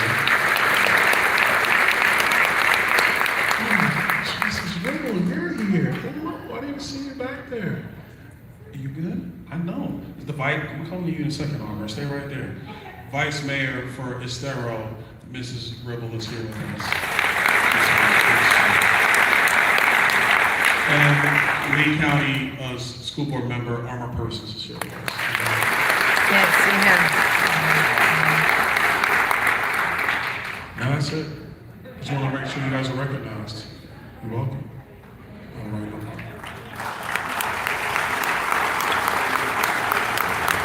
Okay, so a couple things. We've been officially in overtime. Yes. But I think y'all are having fun. Yeah. If you say no, that's okay, I understand. A couple of last minute things, we're gonna wrap them up. I'm gonna move a little bit faster now. Jay Higgins, Cape Coral. How can the U.S. continue to fund the Ukraine war? Can Congress stop this unabated and untracked money? How much is unaccounted for? Mm-hmm. So this is a great question, Jay. Absolutely. We continue to fund the Ukraine war simply because it's now become a proxy war. And that's why it's being funded. Now, a couple things. The United States has agreed to protect Ukrainian sovereignty, and that's not new. That's the 1994 Bucharest Agreement that was signed by Boris Yeltsin, Bill Clinton, I keep forgetting who was Prime Minister of England at the time, and actually the President of Ukraine at the time. And the purpose of that agreement was, and this was after the fall of the Soviet Union, Ukraine had nuclear weapons because it was part of the USSR. So the agreement was that Ukraine would give the nukes back to Russia, and in return, us, England, Russia, would protect Ukrainian sovereignty. That is an agreement that we've made as a nation. Now, I don't agree with what's transpired, but I do think that if the United States says we're going to do something, we should do it. I do agree with that. We have spent, all told, about $100 billion on the efforts in Ukraine. About 45 billion of that has gone directly to Ukrainian efforts. Some of it has gone to paying for food, for refugee displacement. And who gives us money when we need it? Displacement, for restocking military stockpiles within our military and also with NATO. That's kind of the big buckets of what's occurred. The issue in terms of accounting is the 45 billion or so, or probably 55 billion when you take in all the refugee programs that has gone over to Ukraine, and nobody has no earthly idea of what was spent on who. The reason why this is a concern is because the United States just got finished spending a lot of money in Afghanistan. And I will tell you, we were funding soldiers that did not exist. Sure. That has occurred. So this is why, for me and a lot of my colleagues, this goes back to how are we going to change things? We've been very clear. We're not voting for a Ukrainian supplemental if there's not real accountability measures in that money that's being spent. Because until that occurs, we're not going to do it. We're not going to do that anymore. I think with respect to what's happened in Ukraine, listen, we'll see what occurs over the next couple of months. You know, this summer offensive is going on. Other countries are now committed to doing this. But we didn't, at the end of the day, we didn't have to be here. But Vladimir Putin was amassing troops on the Ukrainian border for 6 months. Joe Biden did nothing. He watched it happen. He doesn't. What does he do? Drops his pants and falls downstairs. These are facts. We all saw the troop buildup. We knew it. We didn't act. At any point, he could have easily said, oh, no, this ain't gonna happen. Vladimir, if this happens, this is gonna be our response. Cut that mess out. I know a guy who was president who did that. I know a guy. So that's where I think we are right now. Can I ask a follow-up to that? Sure, go ahead. Actually, this one is yours. You hold that. So I appreciate what you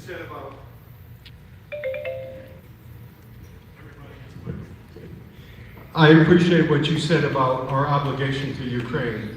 My question is, what about our obligation to our sovereignty and our borders? Well, that's a great question. Great question. So in the House, we passed the HR 2, the strongest border security package the House has ever passed. The Senate saw that and just said, okay. And they didn't even bring it up for debate or discussion in the Senate.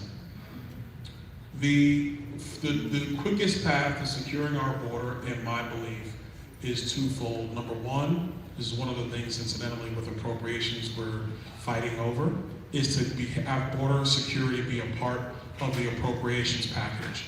Why would we fund the Department of Homeland Security that does not actually secure the homeland? That makes no sense. Why do we do that? So that's one of the fights that we're having. And we're gonna have it with the Senate and with the White House. Number two, the quickest way is we're gonna need a new president of the United States.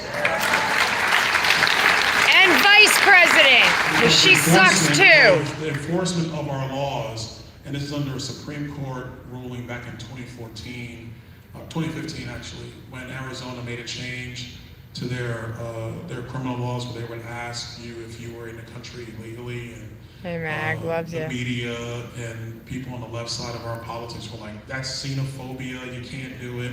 That sounds good when you live in Manhattan, but when you live on the southern border and you have to deal with this every day, it's not xenophobia. This is Shit. That's what this is. And so I think we got to take this incredibly seriously. Look, Shoot on sight. That's how I'd be that living. has allowed the drug cartels to make about $12 to $15 I am billion relaxed. a year, trafficking people into our country. That's what they're making. It's flat out wrong. So whether we're talking about appropriations or the next presidential election, those are the areas where this is going to be addressed. Now, the long-term ramifications of this. I think by all estimates, by the time Joe Biden is done, there'll be roughly 8 to 10 million more people in the country on asylum. The truth is about the asylum process is only 3 to 5% of the people actually go to the second asylum hearing. They go to the first one to get documents and they disappear, never to be seen again. My view is, and this is a legal protocol now, my view is that we have to supercharge those asylum proceedings as quickly as we can. If there are people who do not show, they must be deported immediately. Yes. No questions asked. And here's why we gotta do this. People might say, man, that's tough. Why would you do that? People just wanna come for a better life. I agree. Do it the right way. But you cannot have porous borders and a porous law. If you do that, people take advantage of it. That's why there were 86 people on the terror watch list that have come through our southern border since Joe Biden has taken office. 86. They're on the terror watch list. They attempted to come through our southern border. The 86 are the ones that we caught. Let me posit it that way for you. So you can't continue this anymore. And I think, Mayor, to your point, that's what's happened, and I think those are the fixes to repair it. Melissa Higgins, Cape Coral. Why are weapons sent to Ukraine now being sold to the Mexican cartels? Can't these be stopped and money and weapons sent to Ukraine be accounted for? A similar thing, this is the first I'm hearing about to the Mexican cartels. What I'm gonna do, Melissa, is let me talk with some of my colleagues on foreign affairs about this one. Because that's the first I've heard of that. So let me talk with them about that, but I think I kind of addressed about Ukraine and money there. Jose, Cape Coral. We both came out of liberal Democrat in New York City. You, Brooklyn, New York, me, East Harlem. There's more New York City people here. New York people are always, always around. How can you continue to get more African Americans and Latinos to the Republican Party? Actually, Jose, this is a great question. I talked about a lot of it before, but I'm gonna tell you from a different angle. And Larry sees it when we travel and we're going around places. You'll get people who'll come up, they're black, they're Latino, and they'll kind of be like, hey, are you? And like me, when I'm traveling, like I'm zoned out. I got headphones on, I got sunglasses on, I'm traveling, and people will stop, and he'll be like, hey, this person, I'll stop and we'll talk. And I'm like, yeah, I'm him. And they go, hey man, we just watching you. We like what you're doing. Just keep going. It's the truth, right? It's the truth. So, I think, when I ran to be a congressman, like I told you, I was going to take the message of conservatism everywhere. Even though I know not everybody in our district agrees with conservative policies, but that's what I was going to do. And I've been committed to that, and I'm not going to stop. And I think that there's a lot of people who see different things on news clips, especially when I do like CNN and MSNBC. They're like, wait a minute, what's going on? My cousin sent me a new text last night. I haven't even responded to him yet. He goes, y'all want me to read it to you? Or let me read you the text from my cousin. My cousin's gonna be like, man, what you doing? Let me read my text messages. No, Innocent Cooper doesn't want to talk to me. What is it, man? Hold on. It's my cousin. He goes, yo, Holmes, love it. Keep slamming Biden to your best advantage. That's all he did. Love it. Keep slamming Biden. That's what he texted me. That's my cousin. Look, I think that as long as people just stand bold and speak clearly, you don't have to be angry. I don't think I'm angry. I'm just very direct. But I think as long as you're direct, you present the facts, let people draw their own conclusions. And I think we'll be fine. Victor and Cape Coral, do you feel any pressure to conform to the status quo? No. I will not conform. Have I felt isolation because of my views or pushback against the party?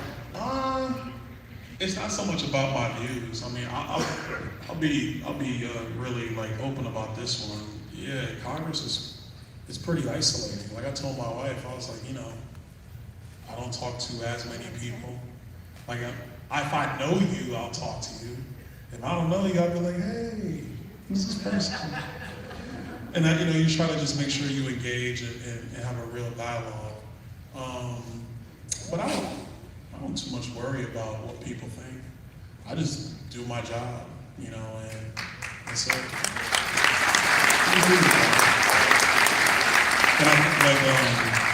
And You're right, man. you know, the schedule is so crazy now, you know, I'm either talking with my staff or, you know, talking with friends or talking with my wife or talking with my kids, and by that time, you know, I'm ready to go to sleep. Like it's been a long day. But you just work hard. You work hard, just keep moving forward, keep pushing. People coming up to you kind of justifies a lot of things, especially when it's people just randomly on the street come up to you that you don't know. And they'll tell you things like, you know, I'm a Democrat, but I like you. Okay, that's cool. Appreciate you, man, you know. You want to read that one? You do or you don't? You should.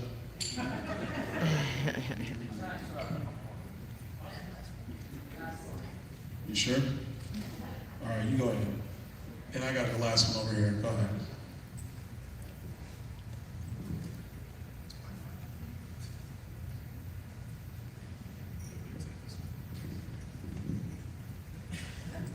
All right, this has to do with insurance.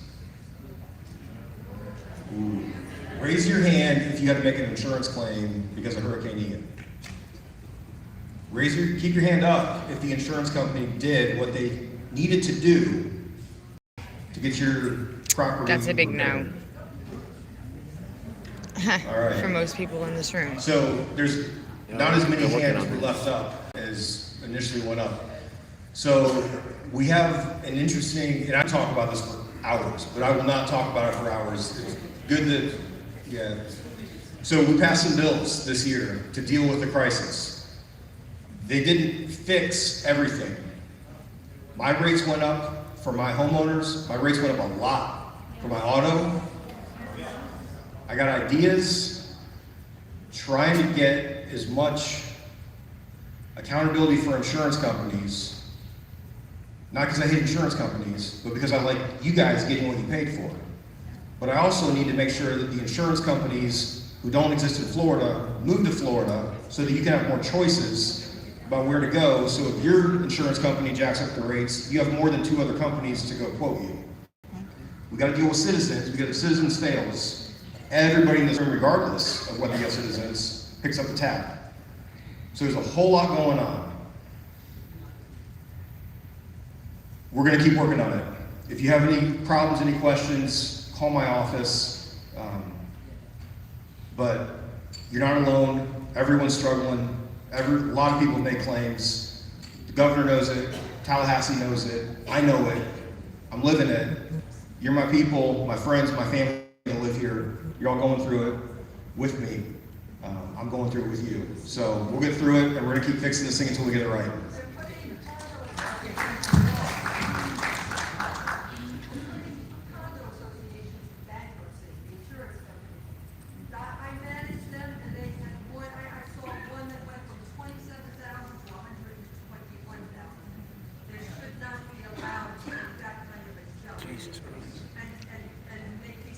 All right, Dee Dee, thanks for hanging out.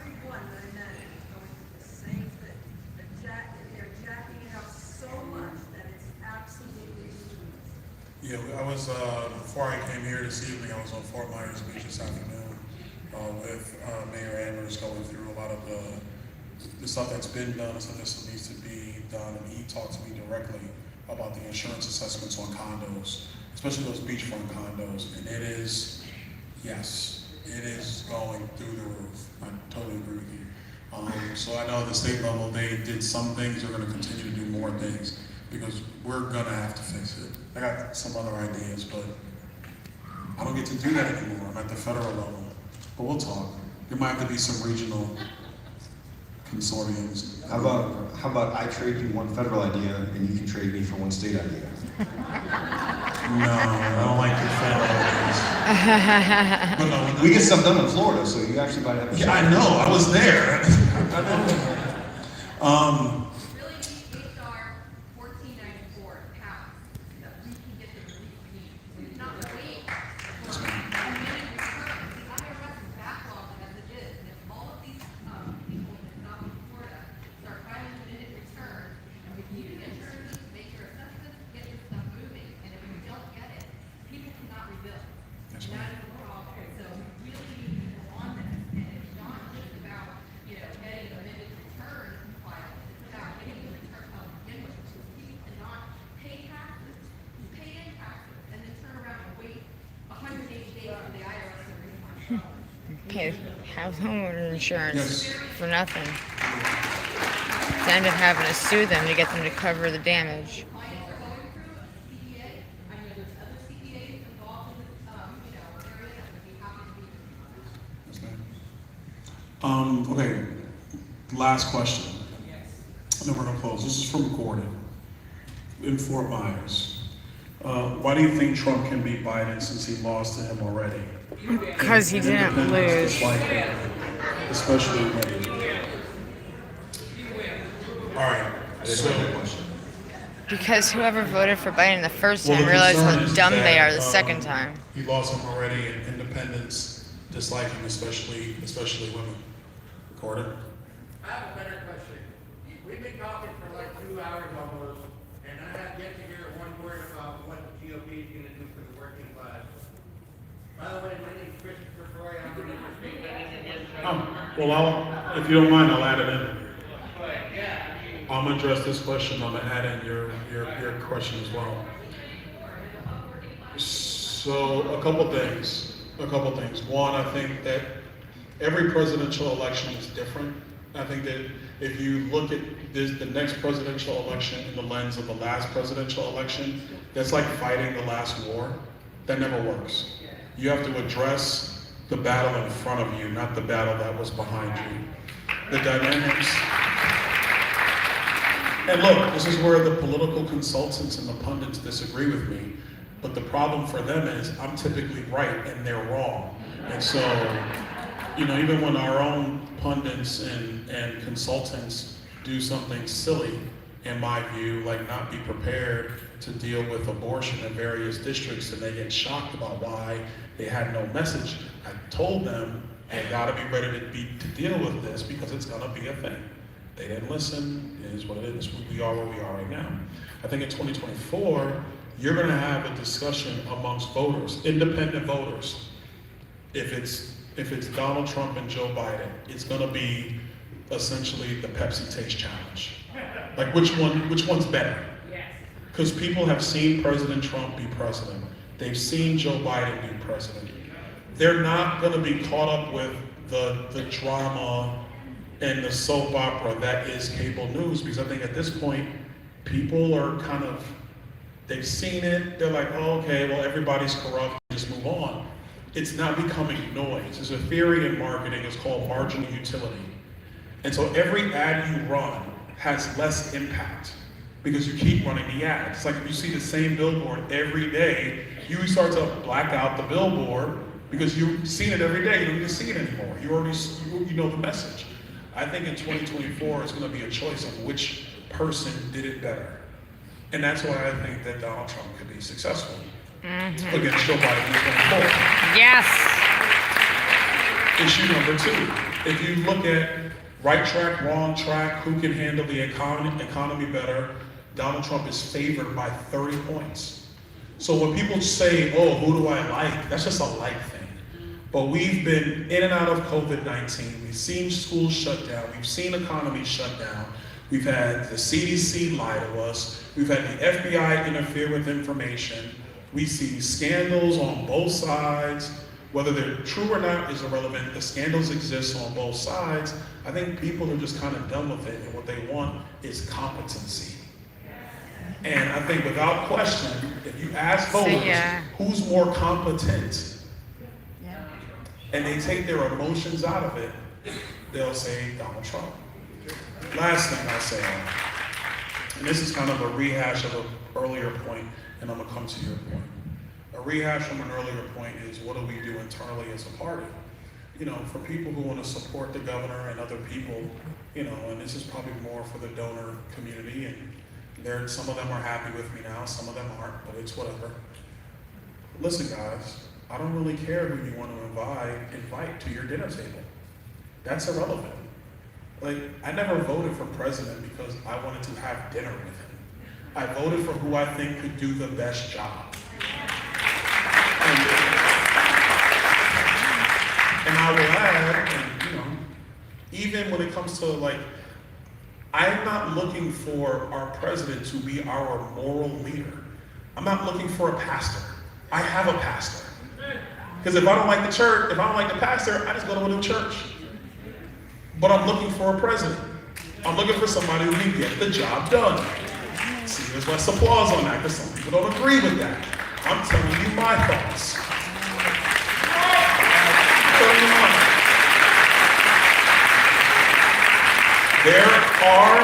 There are no pure people in politics. Zero. They do not exist. We all have frailties. We all have faults. There are things that we don't do well. There are things that we do wrong. Everybody's got that. The question is, who's going to do the best job? Period. So I think that's your question in 24. Now, specifically, to what do Republicans want to do for people in the middle class, lower class, etc.? There's a couple things that are really hurting our small businesses, not just here in Southwest Florida, but across the country. If you're a mom and pop, you're struggling just getting access to capital.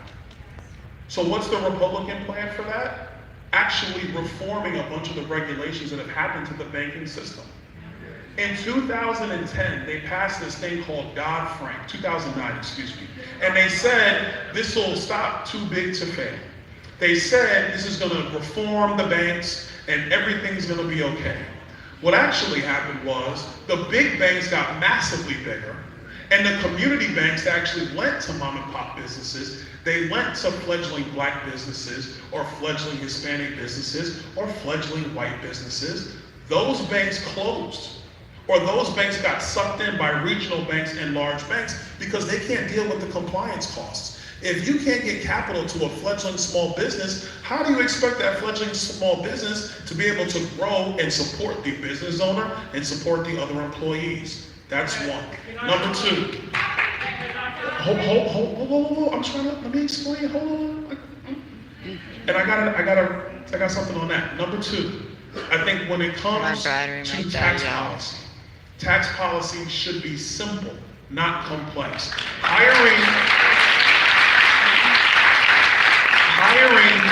thousands and thousands, 87,000 or whatever the number is of IRS agents, that doesn't help anybody. All that does is make the IRS bureaucracy bigger. Because who are those agents going after? They're not going after the rich guy, because guess what? The IRS agents are already doing that. That's why rich guys have tax accountants. So you have the IRS accountants, and you have the guys' accountants, and they're going back and forth with the IRS. You hire all these agents to go after people who are middle class, to get every single dollar out of them. You do that to go after people who are 1099 employees. And who are those? Those are your door dashers. Those are your Uber, people who do Uber and Lyft and stuff like realtors. They're going after those people. Those people are just trying to make ends meet, build a life, create something for themselves. Why are you sicking the IRS after them? That's wrong. I don't agree with that. Number three, we have to actually stop the overprinting of money. When you allow more money to be printed by the Federal Reserve, what ends up happening is you destroy purchasing power. And when you destroy purchasing power, who suffers are poor people. Not rich people, they're good. They got enough money to deal with purchasing power. Oh, so my new Porsche now costs $85,000 instead of $82,000. I mean, big whoop if you're rich, but if you're a single mom and you gotta buy a new Toyota Civic, a new Honda Civic, my bad Toyota, a new Honda Civic, and you're trying to buy that and the cost went from $24,000 to $31,000, that is eviscerating her pocketbook. How's she getting ahead? Number 4, these energy standards. This party is telling people that you have to now buy an electric car to save the planet. But an electric car costs more than the average American makes in a year. How is that helping them? It doesn't.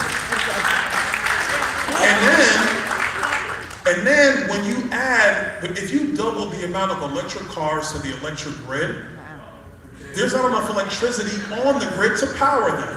So you're gonna have blackouts and brownouts. Now that's cool if you have a generator on your house, but if you don't, and you're requiring electricity from the grid, and your costs go up, who does that hurt more? That hurts poor people.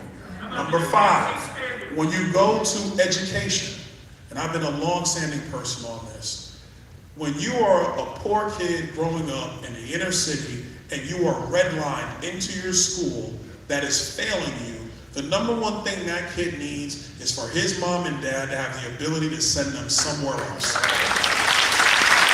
Because that education starts their life off in a different point. That's not a talking point, that's my life. I was in PS 235. I was there. My mom told me, she said they're not gonna educate my son, they're not gonna get my son what he needs. She pulled me out, used money she didn't have, but found a way, put me in a private school. I was able to learn, excel, and build my life. If you're trying to have an economic strategy for people to get ahead in our country, it starts with how they're educated and giving them the tools to be successful in our economy. Number 6, I got more, we got a lot of more. Number 6, colleges. Sending kids to get a degree in liberal arts or humanities or communications, and them having like $75,000 in student loans when they're done is dumb policy. We should not be doing that to young people. If we're gonna let you borrow the money, if we're gonna say borrow the money to go get a degree, I have a finance degree. I borrowed money to get it. It worked out because in finance, you can monetize and figure it out. You're economically viable and go make money, and then you can grow up the income ladder. But if you have a degree in art history, and you spent $100,000 to get it, and now you have the student loans associated with that, but you can't get a job paying you anything but $35,000 a year, that's a bad system to put people in. We should not be doing that. In my view, we should actually create a funding formula for loans. And so if you're gonna major in engineering, cool, borrow as much money as you want, because you're gonna be an engineer, and you're gonna be able to make enough money to pay your loans and buy a house and buy cars, take your kids on vacation and do all the rest. But if you're gonna major in art history or journalism, pump the brakes. I can't lend you that much money for that. It's not economically viable. So you're starting off already behind the 8 ball. Then you move into the economy, you're wondering why you're being left behind. And that is because government policy has allowed you to be behind. Then they want to say, oh, it's not your fault, we're going to bail you out. No, it's not their fault, it's the government's fault. We got to change that. That's number 6. Number 7, and I'm going to stop at 7. Number 7. No. In our country, when it comes to the rules to be able to get a permit, when it comes to the rules to be able to get an apprenticeship, we have to continue to cut that down. In Florida, we've allowed more people to be able to get certifications without all these hours for them to be able to get into that workforce. And instead of you having to go and sit for these exams, get on the job and find a way to learn that stuff. If you're in high school, why are we sending you to university when you're not sure you even want to go? When you can get a car tech certification and come out making $80,000 right out of high school. That's economic mobility right there. And if you have to retrain, then the certification process to retrain should be a lot simpler for people moving from one job to another. Now I get it, there's technical things that every job is going to require that you have, but you got to do that. But if you give people the ability to move in and out of these fields by cutting the regulatory burden in state and federal governments about the hours you need in order to qualify, as long as you keep safety at the forefront, that helps open up opportunities for people to succeed. And maybe it's not where they are, it's where they need to get to. and you make that more clear. And I know I said that was the last one, but number 8, I'm gonna re-stress it. And I'm gonna re-stress it.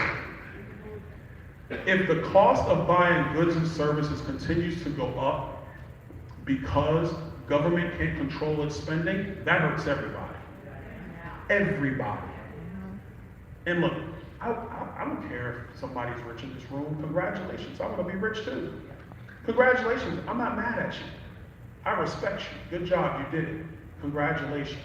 But we shouldn't be setting up tax policy and rules that hold other people from being able to achieve that.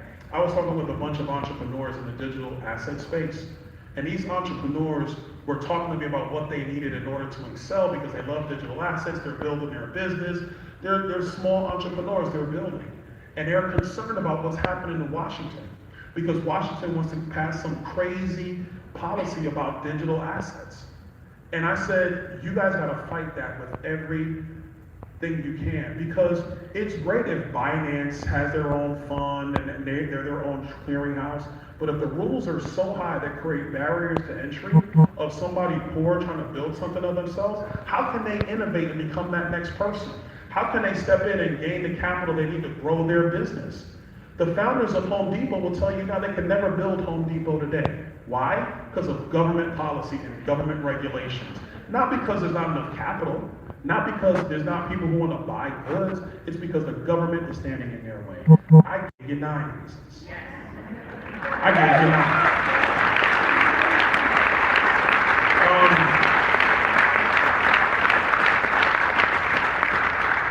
All right, so we're gonna close.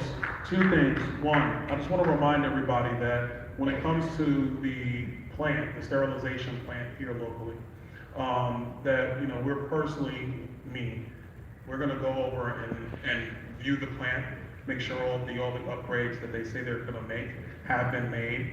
And actually tomorrow we're gonna have a call with the CDC about these apparent tests that are available for people who want to be able to get tests to see where they are. We're going to try to find a way to get that done. Last but not least, I really want to thank everybody for covering. I think we covered a lot. We went into overtime, and that's always cool. I want to thank Senator John Martin for being with us. Thank you, Senator. Thank you.